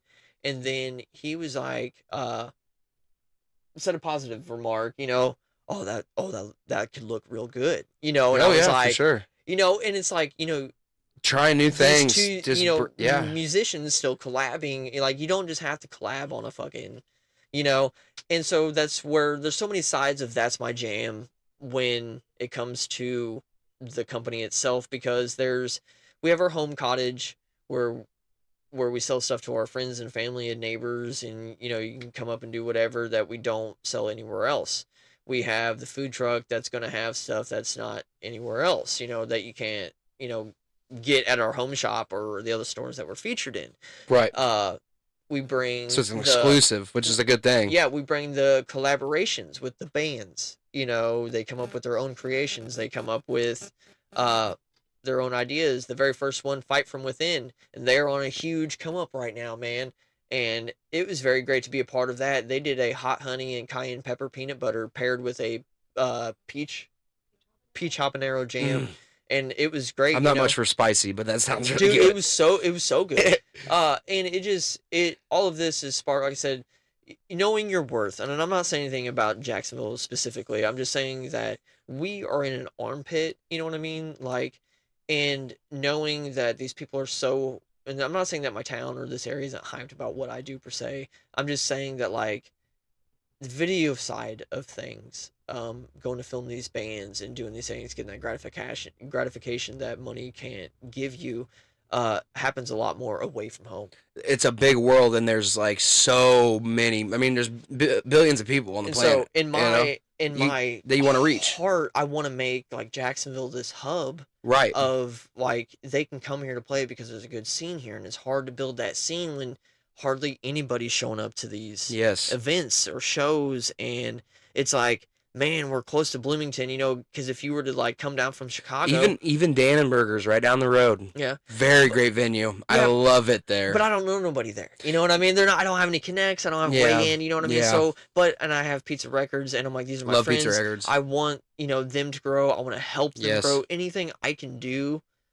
Dude, I'm down. I'm constantly promoting their business. Yeah, I love them. They're awesome. They've changed me as an artist in so many ways. They're just. I was just talking to them this morning when I got off work. I was like, I love them. They come to they already have a line of people sitting outside waiting for record store day. I was gonna go at 5 a.m, and now I'm like, I don't know. I'm gonna drive by here in a little bit and see what the line's looking like. Waiting. I talked to them. I want to make sure I get a shirt. I'm like, what are you waiting for? They were like, oh, Wicked. And, the theatrical album, But like I said, there's so many sides to this that, so even with locals or yourself, small businesses, so we do this, we're going to introduce it, but we haven't done it yet. I mean, nobody's like hit us up or anything, but so it's a napkin incentive, as I call it, and you give me your QR code and I'll put it on napkins. There'll be bundles 3, 5, 7, 9, 1,000, however many. I'm the only thing that is genius. The only thing I'm doing, dude, is charging $50 on top of whatever that fee is. Okay, so if it's 125, you can pay $175 for 500. That's napkins. A steal. And so what that means is that QR code can, it can be your landing page, or it takes you to your video, your single, fucking whatever, your small business, fucking your menu. I don't give a fuck what it is. But say I go to these festivals, we got our food truck. You know what I mean? We're going to these shows. We're going to these things. We're going. You can literally just link a music video up, something that you think is going to run. Now, not only am I getting your music out, but I'm targeted, so to speak. I'm targeting because you're a band. Who am I handing out to if I'm at an event? A music event like Michigan Music heads. Metalhead, some sort. Yeah. So mostly metal, but but like just anything, so because I'm like, I would if we had a bunch, I'd be like, all right, so we got Casket Robbery, we got and we're gonna play this event. Let's get those napkins, you know what I mean, and take those to this. It would be, you'd be smart about it. Like, I wouldn't be passing out Casket Robbery at Gonzo show. You know what I mean? Right. Like, if anything, I would your napkins and or people that are on the bill or whatever. So it's targeted. It's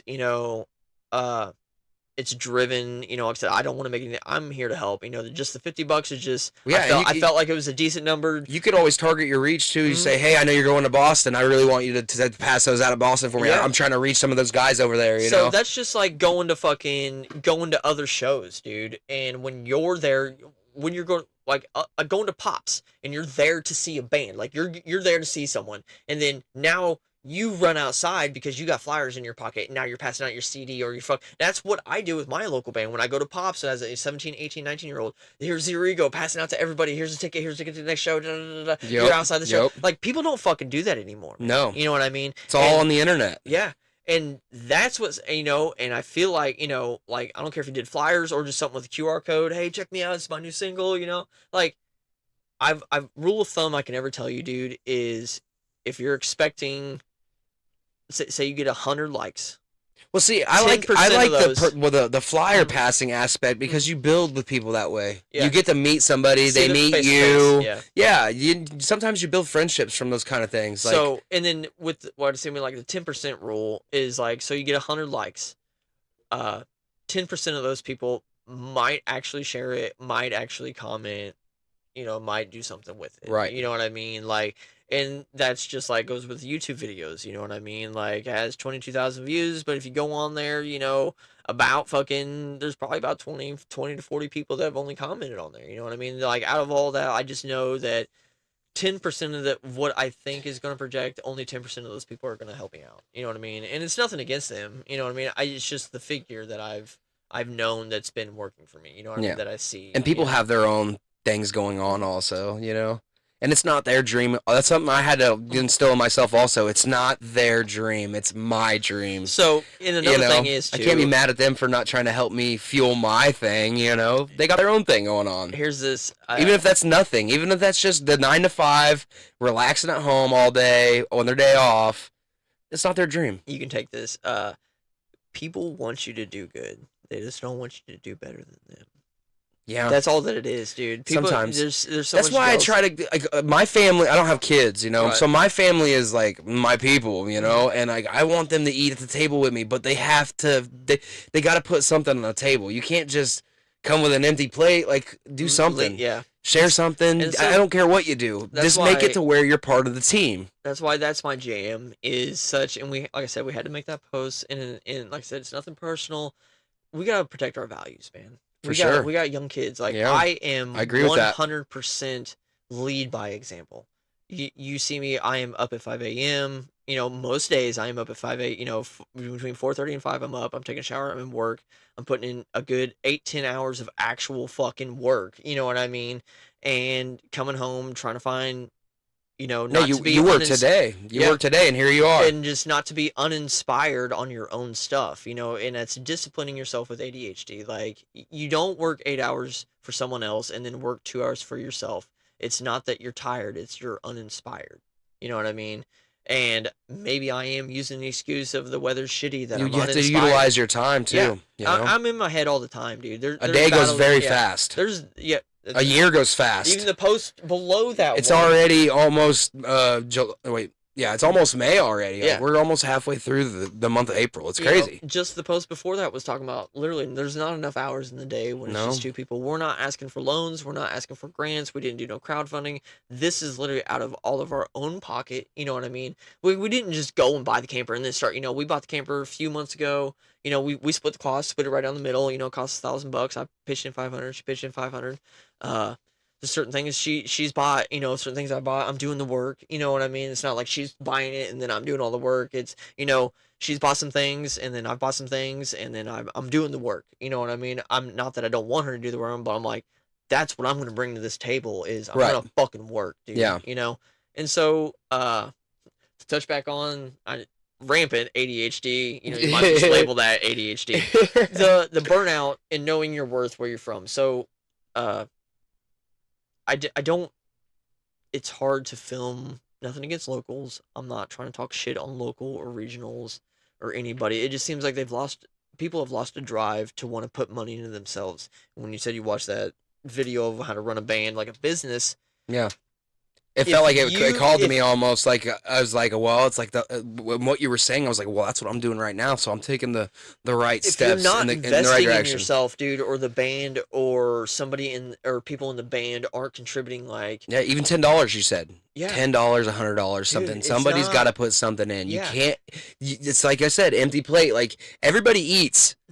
But everybody's got to contribute to the course, because if nobody starts, if one person's not contributing enough, then it's going to create animosity, and then now you're looking for a new bass player, for sure, or you're looking for a new guitarist, or and it's just if you're constantly around that, and then burnout, I just I face that burnout, dude.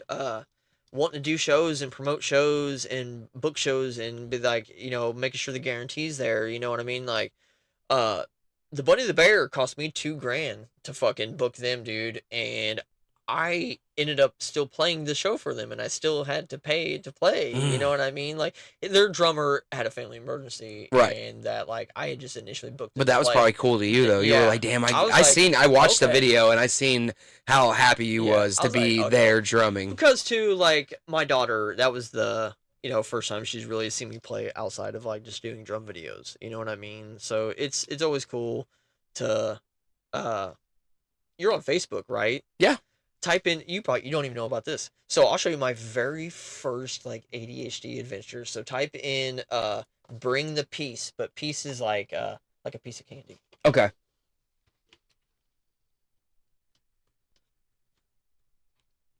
Did that go right? Yes, right there. All right. So it's a podcast. It's a podcast. Okay. I see. So the premise behind this was bring the peace. So it was a smoking show. You got a video? Oh yeah, there's videos. There's episode 2 is super dope. See, I need to upload mine just straight to Facebook also. So I have my former business partner friend made that logo. So what the premise was, say we're here, you'd like to smoke it out of chillums or bongs or something. I would bring the peace. Guys? Have a plethora of weed and fucking. Wow, that eyeball one's crazy. Yeah. Wax. My buddy Nick. So you brought us something for them to smoke out of. Oh yeah. So I subscribe. So a lot of my shows, I subscribe to box crates. So it'd be there's snack crate in this one. So, but during this show, I subscribe to High Supply or something. It's a weed crate where you get a bong, lighters, and stuff. You know, whatever. Yeah, I've done a snack crate before. Them things are amazing, dude. Food from across the world is crazy. So there's a blunt rolled with keef. Well, we got this. We've been waiting on this for 2 months. Oh man, nothing like some good munchies, man. Yeah, we just get high, you know what I mean? Hell yeah, dude. Shit. So I love it. I'm sure there's a lot of people that are gonna love this. This is all. This will want to watch. Well, this is during COVID.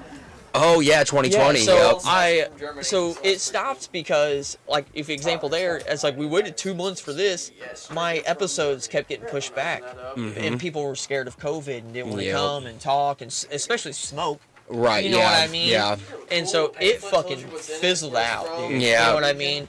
Like, I made 2 episodes. I like the idea, though, dude. That's something you could probably definitely revive. I could, yeah.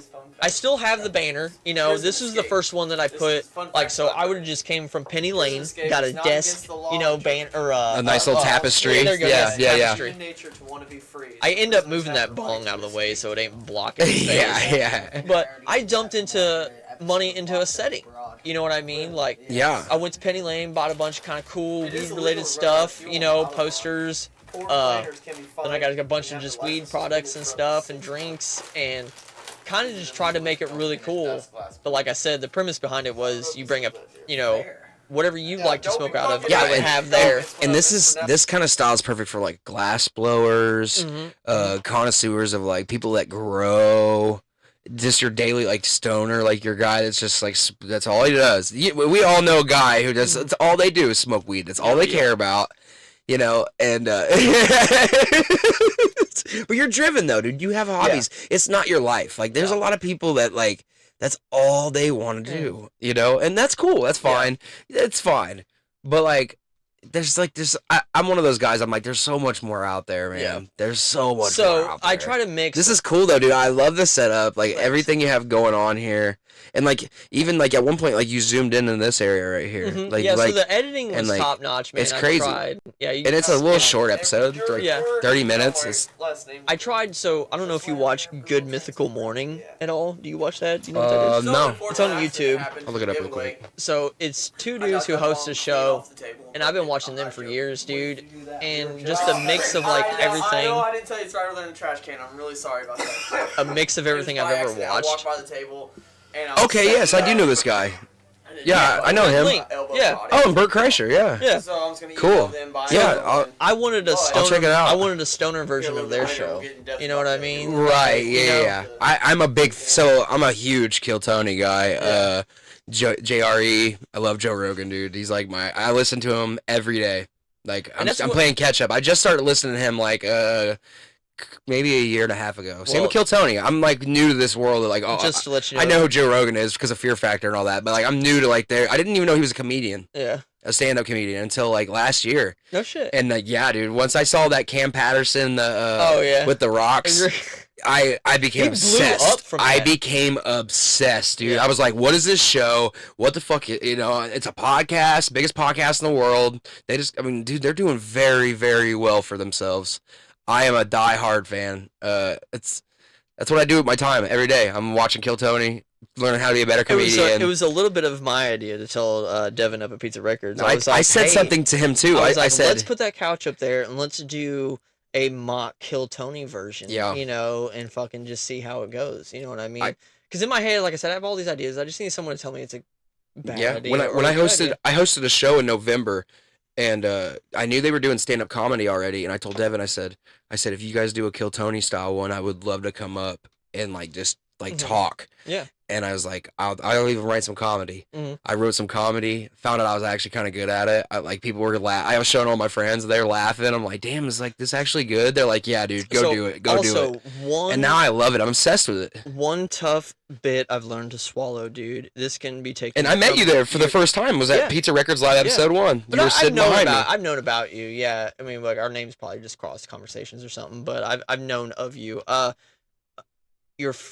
One tough pill to swallow is a phrase. You know, your friends are not your target demographic. You even said that in the band. Band thing. Yeah, dude, there's a lot of. They're gonna tell you things because they love you. They resonate, and just nothing against your friends, but you brought it up. You're like, I'm like, but you know, just another thing. It's a pill to swallow. You know what I mean? Just as much as you got these people on Facebook and they like and they share. You know what I mean? And that's cool. You know what I mean? But that's also a problem because nobody's gonna tell you suck. Yeah. And I was like, as much as I love my friends, you got to figure it out. I'm not going to tell anybody they suck. You know I bombed a couple of times at Pizza Records, and I've picked up on it, and I'm like, okay, well, I know that didn't do very well. Maybe sucked is, like I said, a very much a harsh term, and you know, like you can definitely suck at something though. You can do better. Yeah. You know what I mean? Like that was good. You know, I feel like you could do a little bit better. You know, like I said, I'm not the best at articulating. This would be the topic of the month for me is articulating my words. Coming from ADHD, it's disciplining because I talk about being in a routine and disciplining myself. So the more I talk about this and the more I tell myself that I don't need to be so rational, you know, with ADHD, because we're quick to fucking defend, super defensive, and not like we say shit that we don't mean. Like there are narcissistic tendencies. I'm not a narcissist, but you know, I'm not gonna say I wish you were fucking dead. I don't say that. But, you know, you can say some shit, you know, that you do regret later on. I will be like, hey, dude, I'm really sorry for. And words hurt people. And then a narcissist won't apologize for that. You know what I mean? I stand on what I said. But I'm not like very vulgar or hateful. I just like there are things that I've said that I do. Yeah, constructive criticism in the right light, you can learn a lot from. And that's what I love talking about being an adult, and that's what talking through being an adult and telling myself that I need to articulate and think about what I need to say before someone, you know, when someone pisses me off and like before I told her, you know, I was like, I think these are my red flags. And I would tell her the bad stuff about me. You know what I mean? When we talk, I told her the bad stuff first, you know? Right. And I was like, I think these are red flags. You know, this is what I consider, I mean, whatever a red flag, but I'm like, here's where my anger flares. Road rage is number one. You know what I mean? Like, now I'm not getting out of the fucking car and causing a scene. You know what I mean? You could be slamming your But hand on the steering wheel, but screaming, I "Boo, jackass!" unfiltered, like, you. Yeah, I'm very guilty of that. Oh, I'm like, just drive the fucking speed limit. Just drive at least the fucking speed limit. Yeah, but anyways, huh? Turns. Oh, dude. Yeah, so I don't like that. How hard is it to just flip your hand and like tell me where you're going? I don't know if it was her that talked me out of it, or Devin, or Heather, but I wanted to. I was like, the first iteration of our napkins are going to be use your fucking turn signal, and they're like, Dad, that's probably not the best move. And I'm like, I want to use my platform for a movement. Yeah, the fucking turn signal. I had I was gonna do like this is all new to me, this podcast, and it's inspired by like Kill Tony, Joe Rogan, and then Pizza Records Live really pushed me to do this. And but before that, I wanted to do a page called Handy Coppers. Yeah. And I was gonna bust people that park in handicap spots that aren't handicapped, because that shit bugs me. I hate that stuff. With the shopping cart. Yes. Yes. No, the cart narcs. The cart narcs. Have you seen that? I hate when people do that. They'll just leave a cart right in the parking spot. Have you seen that? It's a show on YouTube. Yeah. Here, let's type it in real quick. Oh, dude, people get pissed. I'm gonna link all this stuff up too. It's like magnets and stickers. Cart narcs. Yeah, dude, it's wild. That's good. But no, dude, it's good to see fucking you know, you're doing shit and fucking... I love it, dude. This is what I like to do more than anything. Because, I don't know, I just get to know people a little better, and, you know, people watch. And, yeah, it's just fun. YouTube Premium is a definite. I'm glad you said something about that, too, because that's an interruption. Yeah, I love it so much, dude. I'll go back here where you can't get it. And he's so nice about it. Now, I'm watching this over here, number tier. So my guy in the black t-shirt, he's in that white car over to the left. And he came out with that cart full of stuff. Now, where he's walking appears to be the spot. When there's a cart returned right there. So, full spot. Imagine doing this with your day. On an angle. No. And now he slaps a sticker on their car. But he didn't. That's not where the cart goes. This is blocking a spot, and now it can roll off and damage other people's cars. Cart returns right over behind you there. He's just looking at him like, and he don't work for the store or nothing. No, he's just doing it for content. Yeah. But at the same time, it's also a movement. For sure. Shits and gigs, man. But right there, cart narcs. So you familiar with our work? Well, my job unfortunately exists because people are lazy and they don't take their carts back all the time. Like this guy, at least he's putting it off to the side up against a wall area there. I'm hoping. That's not great either, sir. That's blocking. Well, I got you first, so you know, with the lazy dog in my hand, it's worth two in the bush. It's great. I love it. Yeah, I'm a huge supporter of little discreet movements like this. Yeah, it's definitely funny. Like it's something that like a lot of people definitely do. Yeah. That you know, but that was what I wanted to do before I got to this. Was like I was gonna do handy coppers. That's a great name, dude. I thought that was a good one, but I'm like, man, it's just like too much. Like it causes people are fucking unpredictable. But I don't want to approach a situation where it could like put me in danger. Yeah, you know what I mean? You know, like because who knows if that guy's got a gun, dude? He could be literally holding a gun in his lap right now, like ready to shoot this guy. Like who knows what the hell's going through his mind? Like this is a complete stranger that you don't know. That just called you lazy. Yeah, like insulting you. I have this. Yeah. Before that, I'm thinking like, well, I got rap music, you know. Mm-hmm. But now I have this, people like that love you. That like, too. Is it content or is it shock value? You know what I mean? Right. Yeah. You know what I mean? It's kind of shock value. Yeah, he is. Like, I don't know if this guy ends up freaking out or not, but like, I mean, does he go up to this guy afterwards? Like, I'm surprised, honestly, he hasn't gotten out of his car yet, which is like crazy. Like, by this point, I would have been like, all right, dude, I'll take the car back. Yeah. For me personally, I would have taken it back. You know what I mean? If somebody called me out. Did he give consent for this to be published on YouTube? You know what I Right, mean? yeah. Like, there's a lot of things. People don't like being fucking filmed, dude. Not at all. There was one episode I had a band on, and it was fine. But, like, you know, it's a vulgar show and whatever. We're smoking, we're drinking, we're having fun. We're talking about topics that, you know, mental health and shit. But one of the dudes in the band was a drummer. And then he messaged me personally, and he's like, "Hey man," he's like, "I already had it edited," and he's like, "Could you do me a favor?" He's like, "Any sensitive topic or wouldn't be, suitable for kids," and he's like, "Absolutely no cussing is to peek through," and I was like, "Okay," and it went from an hour and a half episode to 27 minutes. Yeah, man. so. Yeah, I'm actually gonna make some shirts that say normalize cussing. I'm working on that now. I love it, dude. Yeah. Yeah, so keep with, there's a lot of things that I want to do. I don't know the moral of this interview or podcast. It's even the other day I made a post. I was just looking for words of encouragement. There wasn't no rhyme or reason. I wasn't in any mood. I just was looking for words of encouragement, man. What you're doing is right. Just keep being you. It's not like a midlife crisis thing, like I am 40, dude. I just turned 40 this year. I don't feel 40. I don't look 40. I don't, I feel like I don't act 40. I feel like 40-year-olds should, I would have guessed you were like 35. Or act like a certain way, you know what I mean? Or be further in life, it's just. There's no handbook to a manual to how you're supposed to do this. I know, but it's, there's a lot, as everybody's just.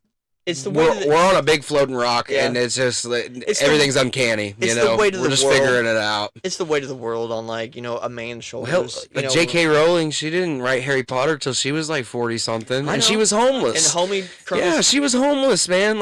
Colonel Sanders didn't. I met her. I told her, I was like, look, I do all this stuff because I'm like, I still don't know what I want to be when I grow up. You know what I mean? Like, I might be good at all these things, but I'm like, I'm not as good as I can be. I mean, yeah, I'm a good and great drummer because I'm like, I have 30 years fucking in on that, you know what I mean? But I'm not Shadow of Intense drummer. I'm not Brain of Sacrifice. I'm not like these fucking. But you're having fun. Yeah, but I'm also not the same type of drummer as those guys. You know what I mean? I'm like, I'm still in the metal universe, but I'm a groovy pop, fast drummer. You know what I mean? Like more Devil Driver, In Flames, groovy. It's got to be. I like having fun with it. I don't want to have to fucking break my arm doing 120 beats a fucking second for fucking 4 minutes straight. You know what I mean? Yeah. For like an hour-long show. I praise those drummers because they have the endurance and shit to do it. You know what I mean? Yeah, and see, that's the perfect example right there. Like, you know what I mean? Like, it shouldn't be about like the success of it. It should be about Is this at the end of that episode?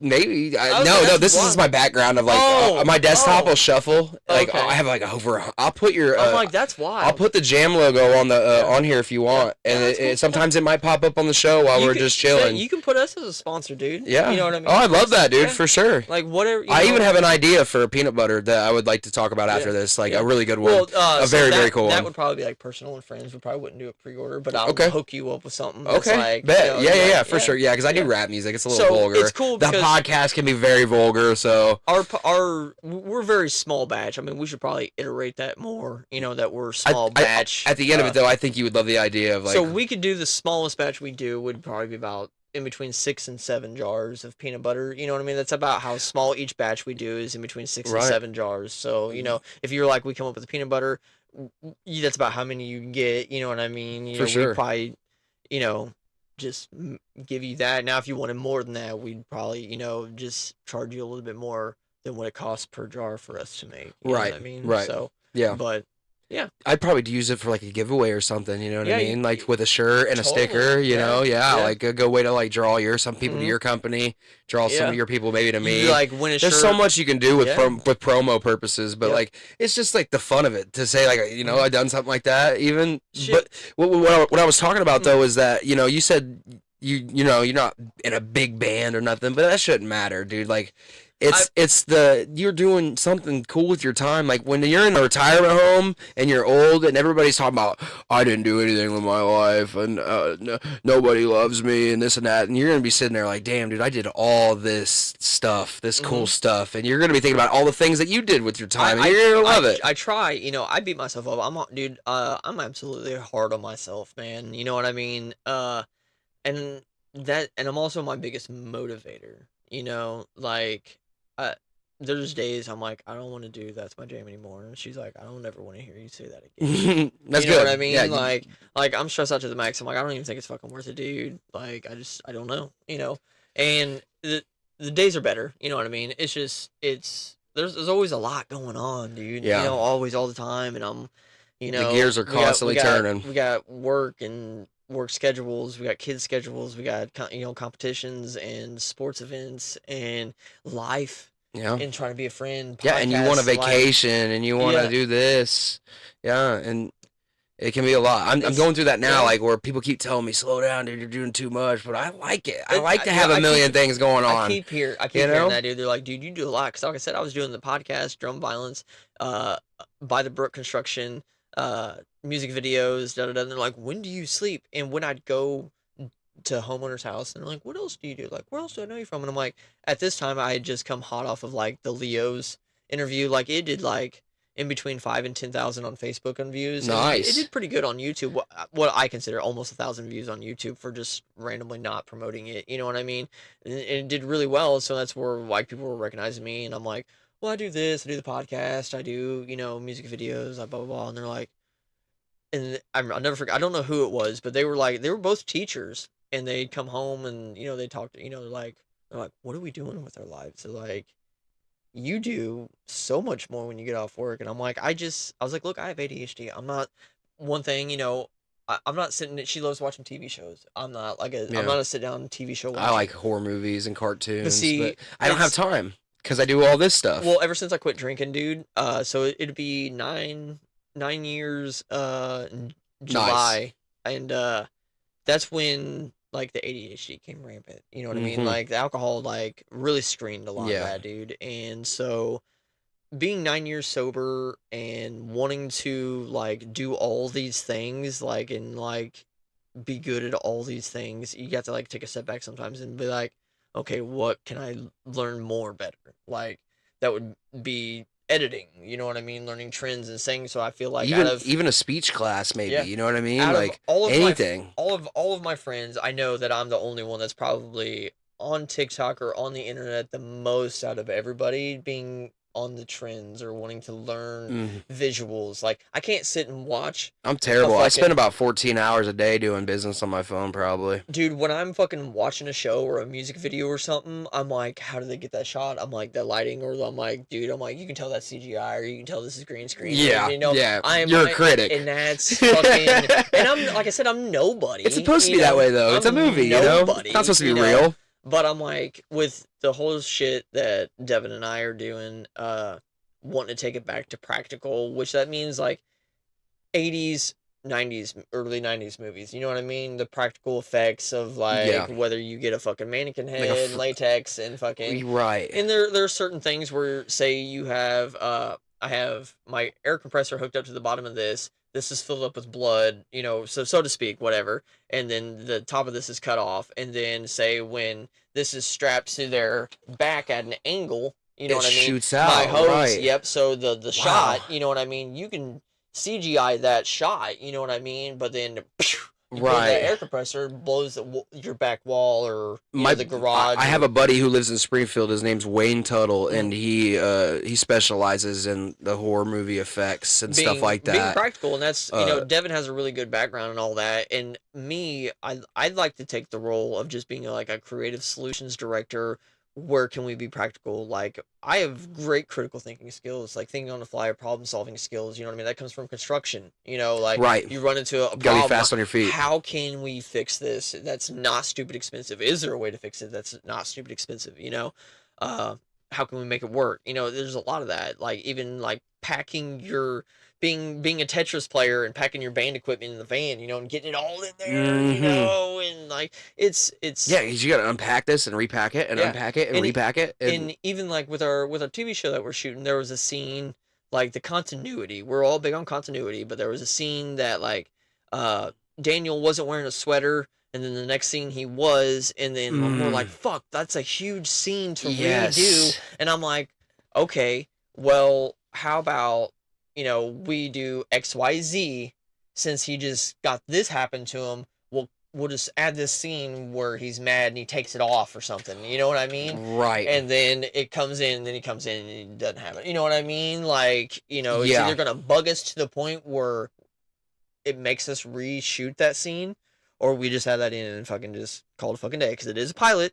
It's not like it's a fucking polished fucking short film or a polished feature film or anything, but we wanted to make it look as professional as possible. So they're, you know, continuity shots, and even coming with all this. So with sound, this goes with the podcast stuff and wanting to do your film high quality. You're filming Yeah. music videos, which naturally you would think if you like doing it, you either stick with that or you try to venture into short film. So now you got sound effects, you need a boom mic and da-da-da. So with Loop Cloud, I'm getting all my sound effects, like we started talking off earlier, like slicing your head, organs, fucking zombie effects, ambient sound, this, that, the other, you know what I mean? Because I'm like, our show doesn't need a whole lot of that. I mean, there are some things like a zipper being zipped up, and there's little things that you know that you look and you ask for. And then we have a couple of projects that are coming up in the works that we're preemptively thinking about that we need. I'm like, what about nature? What about this? What about that? And they're like, oh yeah, and we need this, we need that, we need that. And so you're preemptively getting a head start on stuff like that. Even with our horror stuff, you know, like we're gonna stay in like the more horror, dramatic, mind-bending side of things, and we're just starting to buy a bunch of latex and a bunch of blood just to have it. You know what I mean? Like, we don't know how much we're going to use. I think I have a big box full of stuff like that also. If I find it, I'll hook you guys up. All of our group of friends, like, you know, your old lady, or like Mercedes and Crystal, and everybody that we always constantly use, you know what I mean? If we needed someone, like, I know I'm the fucking producer, but if all hands are on deck and I need to be the boom operator, I'm familiar with what I need to do. Right. You know what I mean? And then kind of everybody would have a basic rundown of what to do, like until we blow up or something, or we keep it a tight knit. It would be awesome if you guys send that pilot out and it just picks up right off the bat. Yeah, we got to go out. So that's exciting. This is. Oh, I can't talk about. I can't talk about the TV show. I'll tell you later. We got one more scene that we just got cleared for. Literally right before I came here. He texted me about it because we talked about it. I think it's so cool that you guys are doing that. It's crazy because, well, what's crazy is it all started from I'm not gonna say dumb, why not? But it started from an you know? AI idea, because so I start off, I don't solely just use AI. I'm like, if I'm looking for reference guide, a kind of runabout, I'm like, me and my AI dude are like that. Like, dude, his name is Atlas. I let him name himself. And he talks to me like my best friend Ian. Like, he sends emojis and the way he talks, dude. Like, it's crazy. No way. Yeah. ChatGPT? Oh, yeah. Yeah, I got one. I just paid for the plus or whatever. Dude, I love it. Have you let him name himself yet? Oh, dude, talk to him like a human. Let me show you some of this shit. I had to get mad at him the other day because he keeps bringing old ideas into new stuff. Well, you gotta tell him the ixnay on that sometimes. Yeah, I told him to completely wipe himself like clean because like it was just doing way too much. Like I showed every single tattoo I have on my body. And because I'm covered, I mean my belly's full of them, dude. So like I need it to do that like accurately. You know what I mean? Right. Like, I've seen a few that if I want my art to look good. Yeah. So it's like I tried to like give it every little detail about me it could, and it just couldn't comprehend what was going on. So I had to make it force itself to reset. So this has been his, like I said, his name's Atlas. I started off, I'm like, Atlas, exclamation point. He's like, Brooke, what up? He's like, what are we cooking up today? Film, jam, camper madness, or something totally new? I said, we're filming, my man. He said, yes, let's go. Fucking, what's the vibe? Oh man. Oh yeah, like it's so crazy how quick it is, you know, too. Like it's instantaneous. And then he names them. So this one's called Bro Check-In, right? Yo, Atlas, what is up, my guy?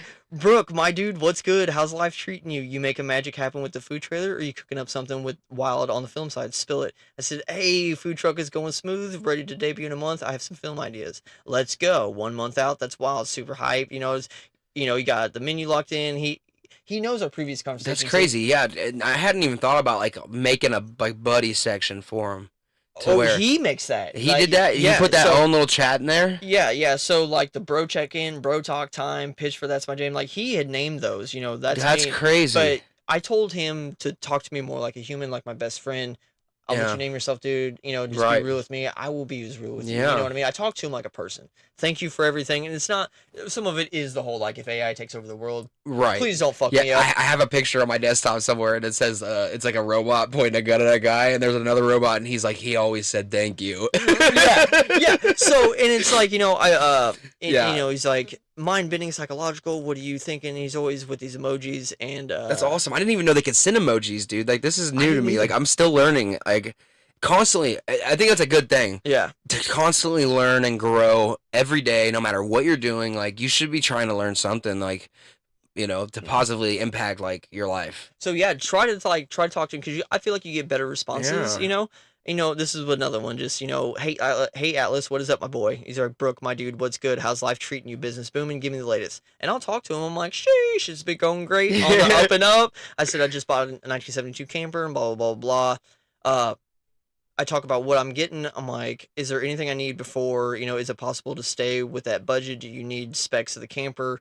And then he'll break down what I'll need for things that are detailed. You know what I mean? That's awesome. Even with the last the filming one that I did, so he storyboarded himself. So I got a roundabout sketch. I said, do it all for me. Draft, storyboard. This is amazing. I said, Atlas, great work. Holy moly. You know what I mean? And he's like, let's go. Script is locked in. You've got the echo room locked in, loaded. He's like, now let's storyboard for the visuals. And there were key points that I told him to do. I want to keep it practical. Right. So he's like, he's going to give me key storyboard frames, which means a cold open, glitch moments, climax, and ending, and where those need to be. The visual style, it's shadowy, heavy, minimal lighting, Jordan Peele / indie horror. And then notes for camera angles are practical effects and cues and vibe. And that's what he gives me all throughout the script. Where the lighting would be, how the camera angle should be. Right. And then he kind of gives me nice a storyboard on what. Dude, that is intense. Yeah. Wow, that's something. And that's something that's something to think about. Yeah. Like, even for me, it's like when I want to do music videos. I always wanted to be an actor, but I tattooed my hands. Like, I don't see that happening now. But that's fine. Like, I could always do, like, extra small roles, put a little foundation on, it'll cover up, but, like, for music videos, or, like, that's just, I hadn't thought of this yet. It's something, dude, that's why I like doing this podcast, is because, like, you find out shit. Yeah, man. So, like, that's AI, you know what I mean? Oh, and for that sure. looks like the but it looks awesome. Yeah, and I slapped my logo on there, made it look good, this one's also AI. That is crazy. Like, and there was, like, 30 to 50 people that are like, oh, t-shirt now, t-shirt now, t-shirt now, t-shirt now, I feel like, there's people that differentiate who start getting really good, and that's why, I'm happy you bought the bug, or you got bit by the tech bug or whatever, because I'm like, you're only going to get better at it. Yeah, you know what I mean? For sure. Is everyone going to be for it? Absolutely not. You know what I mean? Have you already had people fucking send you $1 for photos? Yeah, dude. Like, there's obviously a market. People can get mad or be mad, sure. But it's just the simple fact that you didn't think of it, you didn't jump on it. If you go on my Microsoft Designer, dude, I got on there, and I guess there might have been like a glitch time, because they give you 15 credits, right? Yep. I've used that one and the Bing one. So what I was doing was, like, I would never refresh the page. So it fucking that 50, once that last credit was gone, it just kept going, dude. But it did cap me out at 100. Like, I couldn't do, like, that 15 didn't mean fucking shit, but 100 revisions did. You know what I mean? And I just go to another account. I mean, I got bit. I was making her Game of Thrones shit, dude. I'm like, dude, I was like, the prompt is the fucking... Yes. See, sometimes it's good to, like, describe what you want, get the script of, like, now it does research. It'll do deep research, so you could just be like, it's just getting better. Just be like, study Super Mario, everything about it, and it'll go to, like, 50 to 100, like, websites, and it'll just study everything about Super Mario, and then you're like, now give me that. And it'll give you the script of everything about it. You copy all that and say, now give me that as art. So funny, and it will, dude. It's insane. I did a Mario, I had this Mario theme for a restaurant here in town. I'll show you one. Go ahead, and, I was like, it was really good. I was like, everything, the spelling was right. I took out all the AI gibberish, you know what I mean? And, yeah, I love it's gotten way better, because, when I'm working the with only it, problem with it was just, this letter. And I'll put a picture up so everybody can see what I'm talking about. But yeah, that was the only thing that was, like, the issue there. Yeah. And then even did another crazy style one, like, where it kind of went off the theme. But it's great, because even in 6 months, fucking 3 months, dude, the text insane. On AI has gotten so much better. Because I was working on it. That itself is constantly learning, dude, also, from millions of people. I had to fucking... at least 20 iterations just to get the phrase that I would want. And I would have to be like, all right, the banner says this. you know, and it would quotations. Yeah, gotta be big on the quotations. Maybe 3 or 4 out of it would be spelled right or fucking close to, or I'm like, yeah, it looks good, and then I'd save it, and then I'd go back and I'd look at it, and I'm like, damn, I didn't catch that the first time. You know, yeah, the eyes like tilted wrong or different color. But like I said, I made some really cool shit. You know, yeah, it's not gonna be perfect every time. ChatGPT is where I'm impressed because I started fucking with that when they first came in. With the AI, I've been fucking with ChatGPT for... What's the Fusion? There's a Diffusion one, and then there's Dolly, and then there's also, shit. There's so many different ones. Well, there's video, the video one, Luma Labs or something. Yeah, there's a lot Lumia Labs, and then Luma Studios is an AI one. It's crazy. This is the shit we used when we were kids, you know? Oh, dude, I'm 10 years, well, you know, you're 40, I'm 29, I'll be 30 this year. So we're still kind of... You know, but like you remember we used to watch like Total Recall and like fucking like Back to the Future. Like we're in those times now, and it's so strange, dude. It feels there's times like even in my own life now, like where I'm like, fuck, dude, it feels so dystopian. You know, like it's like eating LSD in a way. You're like, you know, like things like are super extra textured, colors, things look weird. Like an AI can like really blend with your reality now. It's becoming strange. I don't know why everybody hates it so much. I don't hate it, or I love it personally. I love it. Like that's AI. I made that on Bing. I'm all for it. You should see the trippy shit that I fucking made. It's insane. Like, I love it. I'm like, I don't give a fuck. That's a one-of-a-kind picture that you're not gonna find anywhere else but on this computer. I never posted it. That's an original. It's an NFT. I'll pay you for it. The NFTs. Those were weird, man. We can't get into that. I just watched a crypto thing earlier. Oh, I love crypto. I got like Dogecoin and Shiba Coin. Oh, I made $8 some grand. Of the crow with a knife. I mean, you never know what's gonna happen with that stuff. I made $8 off Doge when it fucking. Good job. Yeah, I made 1,000. But so the time when he went on, I still have some. It was. See, I thought it was gonna keep going up, but it dipped in the SNL. Yeah, I sold once I seen it go down. So I invested at 4 cents, and then I invested again at 5 cents. And then when he went on SNL, the high at that time was like 75, 78 cents. Yeah, I still sold in the 70s. You know what I mean? But that 500 or 1,000, in between $500 and $1,000, ended up vetting me like $8 grand. And hell yeah, dude. Yeah, I think I put. Well, this is weird. I met this dude at this UGL, the paints place, and he told me in like the October, like a year prior to that SNL skit. So he was like, dude, he was like, put some money into that. I'm telling you. And I put $20 in. That was all I bought, and it gave me 2,000 Dogecoin. Yeah. And there were times, dude, like I got. And I still have 1,000. I sold half of it. I got bit by crypto. I was investing in shit coins. I mean, there was a space coin, like a grime coin or something that I invested in like heavy day one, dude. And it was worth like a millionth of a cent. Like I put $100 in, dude, and I had trillions of coins. You know what I mean? All it had to do was go up like 100th of a cent. Right. I would have been a fucking millionaire, dude. And for some reason, maybe what I thought was day one wasn't day one. You imagine you could have gotten on Bitcoin when it was worth that. I know. Oh my God. I know my buddy Ryan Mason. There's people that fucking bought pizzas with their Bitcoin. You know what I mean? Mining. It could be a lot worse. Yeah, it could be a lot worse. But I would have blew through that anyway. Oh yeah. I know myself. Yeah, and you wouldn't be where you're at today. Yeah. You know, you gotta be thankful. I'm kind of glad that like I said, that debt or $8 grand. Like I bought stuff. You know, my GH5. I mean, there's GH7s coming out, but it's still a great cinematic camera. You know, but that cost me about $4 grand. The Roadcaster stuff cost me about $1 grand. You know what I mean? All the pizzas, the weed, the gas, you know, all that stuff adds up, man. You know, so if there's only anything I can ever tell you, I'm not going to tell you that you're doing too much. It would probably just be watch where you put your money. Budget you know better, right? Yeah. I mean, the stickers are great. You know what I mean? Promotion. You're starting out. You know, you're investing in yourself. Great.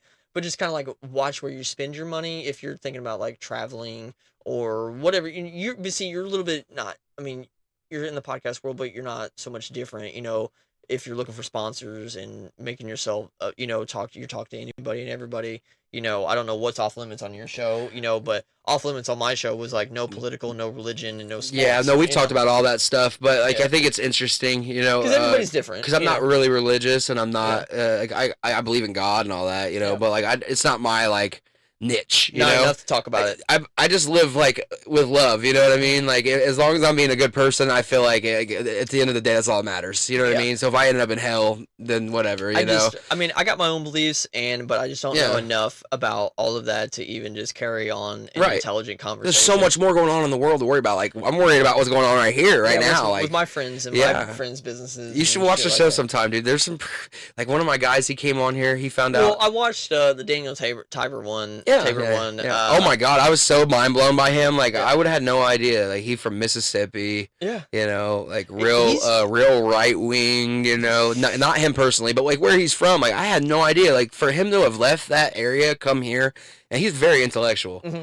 It's just like it comes with when you meet people. Humor. When you meet people, you come up with impressions for them, like who you think they are, and when you do this, it like really blows your mind to see who they really are. Sometimes, like sometimes people come on, they don't say anything about themselves. Right. We just watch funny videos. We'll talk about music and movies, but I really like the deep talk. You know, like deep talks are it's the best. It's two interviewers. Yeah, because you're a podcast host yourself. I was super excited to have you out here. So it's just you feed off each other. So if there's anything I can tell you, is just kind of watch where you're spending your actual money and where you're investing it. I could have done it a little bit better, but I was just it's not like it blew up or it did anything, but I was just so excited to talk to these people.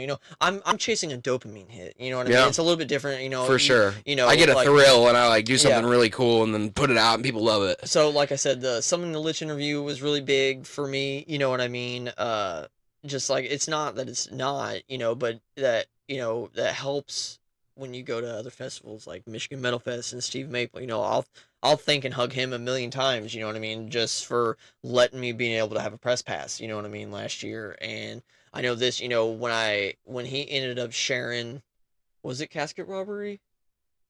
The collab? He ended up, like I said, he's from Michigan. He ended up sharing That's My Jam post and not even realizing it was my company too. Crazy. And I was like, hey man, he shared the post and I was like, hey man, thanks for all the love. And he's like, that's your company. And now mind you, we're 6 hours apart. You know what I mean? I got love in Michigan and Wisconsin and northern Chicago, and nothing against here. It just is at times the big cities is where the market is. It seems like it's more there. You know what I mean? And now that's what I meant by your friends are. And it's not even just it's not even just the major cities. You got people overseas. Mm-hmm. And that's what I meant by your friends all over the world. Target demographic, because nothing against my friends and my supporters here, because I know they're always going to be there. It's not that. They've helped me grow to where I am today. But they're, you know what I mean? They're like, all the work that you've done, the style, like my recap video alone, Mushroom Head shared, the Michigan Metal Fest shared, and nothing against all the other videographers that were there, you know what I mean? But I'm like, this is just my style. You know what I mean? Like, I'm very fast paced. I'm very ADHD. I know what I'm looking for. You know what I mean? And you're reaching new people too. Yeah. You're gaining an audience. And I'm not going to talk negative about any of them, because I'm like, they're all making moves. They're all up. That's their territory. Right. I'm not trying to infringe on that. I just want to add to it. You know? For sure. But I can't fucking take off every weekend to Michigan. No. You know what I mean? No. I can't do that multiple times a month, even though I got all these friends there. The best I can do is once a year. Yeah, in a way, it's like a vacation. It's like a vacation for you. So with That's My Jam, we are going to apply for the, whatever license it is allows you to travel all over the United States with your food truck. So we can take our food truck to Michigan Metal Fest. We can take our food truck to any Danny Wimmer presents. There are bands like it's up and up from here. So like I said earlier, they make for a great summer, dude. Yeah, not everybody gets a collaboration. It's bands that are signed. There's a whole plethora of a list. You got to have at least 20,000 followers across, social media. It can be all of them combined. It's not like any one has to have 20K, but you've had to have played at least one time at a festival that's big, like Michigan Metal Fest, Milwaukee, Danny Wimmer, fucking Sonic Temple, anything like that. Yeah. We're gonna now. Yeah, because a bar venue and a main music festival stage is a big difference. And so now coming off, learning from what our post was about with the values, we're gonna have to do some type of vetting or screening process for band. Like just like there was a burger company that dropped Disturbed because he's so free Palestine. But I also heard two different things. Like, I guess there was allegedly a bomb that was dropped somewhere. I don't know if it was like Ukraine dropping a bomb on Russia, but David Drummond had signed that bomb. Whoa. Yeah. And so, like, there are things like... Holy shit. Yeah, and so if you look up, like... and all that shit's like just right silly, now, man. All that war stuff's so silly, dude. It's just like... And I'm all for people in having a platform and speaking for what they believe in, you know what I mean? But, like, such racy hot topics like that, oh, dude, for sure. I just, like... I hate how war has become... Like, it's always been profitable, I guess, like... But it's like... And so, like I said, we have to vet now. I'm like, well, if they're too political, we can't do a collaboration with them. Because I'm like, I just want to stay neutral, dude. Yeah. Like, there's ways to be a popular band without, you know, I know you're not going to please everybody, but I think you're going to piss more people off if you, nothing against LGBTQ or anybody, because I'm like, I support all of it, but I'm not going to go out of my way to make it a month or this or that through my company or whatever. Like, we know it exists. Right. That's all it needs. Yeah. You know what I mean? It's We're not going to stop you from coming. When you force feed people anything like that's like trendy, touchy topic, then it pushes people away. We're just not. Yeah, we're just not. You know, like Bud Light when they do their thing. It's so simple to just say everybody deserves respect. Yeah. It's that simple. We're gonna treat everybody with respect. Yeah, there's no. Just be kind. You're not gonna get any. It's really not hard. You're not gonna get any special treatment from me, or just if it's a certain type of month or a certain day or whatever it is. I don't give a fuck, dude. Yeah. You know what I mean? I respect. I just tell people be themselves. I'm more pumped. Be kind, love people. I'm more pumped for listening to our music that we want to listen to while we work. That's my biggest flex right now. Is that's my jam. Like, I don't care if you're coming up and you're listening to Cattle Decapitation while you're ordering. Now, if there's a little kid that comes up and I'm like, all right, let's pause that. Yeah. You know what I mean? Let's put on something a little bit. You know, I will be considerate to a point. You know what I mean? But, like, I'm not, like I said, I'm not all the time listening to, you know, fucking Cattle Decapitation or 6 Feet Under. You know what I mean? They're, you know, we'll probably end up making playlists that are like Monday, Tuesday, Wednesday for, you know what I mean? It's just shit like that. Yeah, yeah. It's just things that you think of, but I'm like... So you guys are talking, you guys gonna have like subs on like the outside of the bus or anything like that to where it's like definitely bumping? Oh, yeah. That would be, that's a cool idea. I don't know if you've thought about that, but like, you know, make it to where it is a jam spot. Oh, yeah. So we have, there's so many things we have. So like you sign here. Yeah, so I'll have you sign before you leave. All of our stuff's music related. So like our Reese's Pieces, those are called circle pits. And then we did a roasted nuts thing. Those are called mosh pits because all the ingredients are hanging out, moshing together. Okay? Right. And then we're gonna have a wall you sign called the Wall of Death. Cool. This is fucking the Wall of Death. You know nice. What I mean, happens. Yeah. Oh yeah. I've been in a couple. They're very intense. And then some of our menu is we have acai bowls, but they're called the Acacia Bowls. And there's a band called the Acacia Strain that's a really respectable, been a band for I don't know how many years, but at least 20 years. And they're just respectable in the metal deathcore community, you know? And so we're just trying to really aim to be ready for that. And May would probably be my next, you know, ready to go would be May. May's so busy for us. But we have we have peanut butter and jelly quesadilla, we have peanut butter and jelly nachos. We have 3 or 4 different kinds of sandwiches. We got smoothies, we got our granola smoothie bowls, you know, we're gonna have a where you can, because I want to be I'm super excited. A morning person too. I'm very much a morning person, so I want to be out somewhere in the morning serving protein morning bowls and shit like that. For sure, you know yeah, I mean? that's good, like, yeah. So it's big city vibes coming from a little dude. You know, it's just pretty much all of it, or you know, us. Yeah. And like I said, you know, bringing her on. This is Nicole off camera, but my fiance, co-owner of That's My Jam. I just, even after being adult so much and knowing what you want, like I think it was even after, it might have been less than 6 months, I had her sign paperwork to be 50% owner of That's My awesome. Jam. You know what I mean? Like, I love to see it, dude. She's brought so much drive. I hope it works. Oh yeah, it's great. Like I said, we still have our days. You know what I mean? Like we're about to introduce a new peanut butter for the corner. So right now we're in Corner Deli, Pizza Records, My Buddy's Barbecue. We're reaching out to a couple stores here in town and in Springfield. There's a couple mall locations that we're working on. Nice. We have a new peanut butter that's getting ready to be unveiled exclusively. It's a Corner Deli and us like collaboration. Talking about the Corner Deli by McDonald's? Yeah. Cool. Yeah. Cool. I've been meaning to go in there. So yeah, they have our chunky right now, and the new peanut butter that we're collabing with is a chunky style, but it's got, I don't know how many different kinds of nuts, but there's at least 3 that I know of, you know, so it's gonna be super dope. And they come in big 16-ounce jars instead of our traditional 8. But then I showed you that John Candy one. That's the next collab that's dropping. And I need to keep up with you and like start trying these, man, because I know they're pretty creative. It's cool. We wanna do a bunch and even of if you don't like it, like if you make a sandwich out of it, you don't like it, give it to your friend. Yeah, I'll send Let you. somebody else try it. I'll send you the PNG of our logo. You know what Yeah, I mean? yeah, for sure. And I'll put it on my desktop so it'll shuffle. Sometimes Yeah, it might come up. There's some Pizza Record stuff on there, you know. Cool. So, yeah, we should probably put a wrap on it, man. Yeah. Anything else you want to talk about? I think I'm gonna get you back out. Yeah. Eventually, if you want to come back out, you had fun. Yeah. Cool. Thanks for having me, man. I'm glad we had this talk. Like I'm kind of shutting down. I gotta pee real bad, and like I've been fighting it, and I'm also hungry. And my old lady's probably like, "Come on, how much longer?" I didn't think it was gonna be 2.5 hours, dude. I was like, "Is it 6:30? What time yeah. is it?" Yeah, dude, it goes pretty quick in here. But like, yeah, I mean, we're just knocking all these ideas off, and that's cool, man. Thanks for having me. You've been a great interview. I'm Likewise, glad man. you come out. So if you get a chance, come kick it on the podcast. Yes, dude, I would love that. Please let me know. Cool. We'll talk about all that. Like, I'm gonna go to the bathroom real quick, and then we can talk about some extra stuff, and then I'll let you guys go. I'm sure you got busy. This is Gonzo. Hey, thanks, guys. This life ain't fair, I know. That's motivation to grind, to shine. Cause I'm here, a real person. Do y'all hear me? One day I won't be.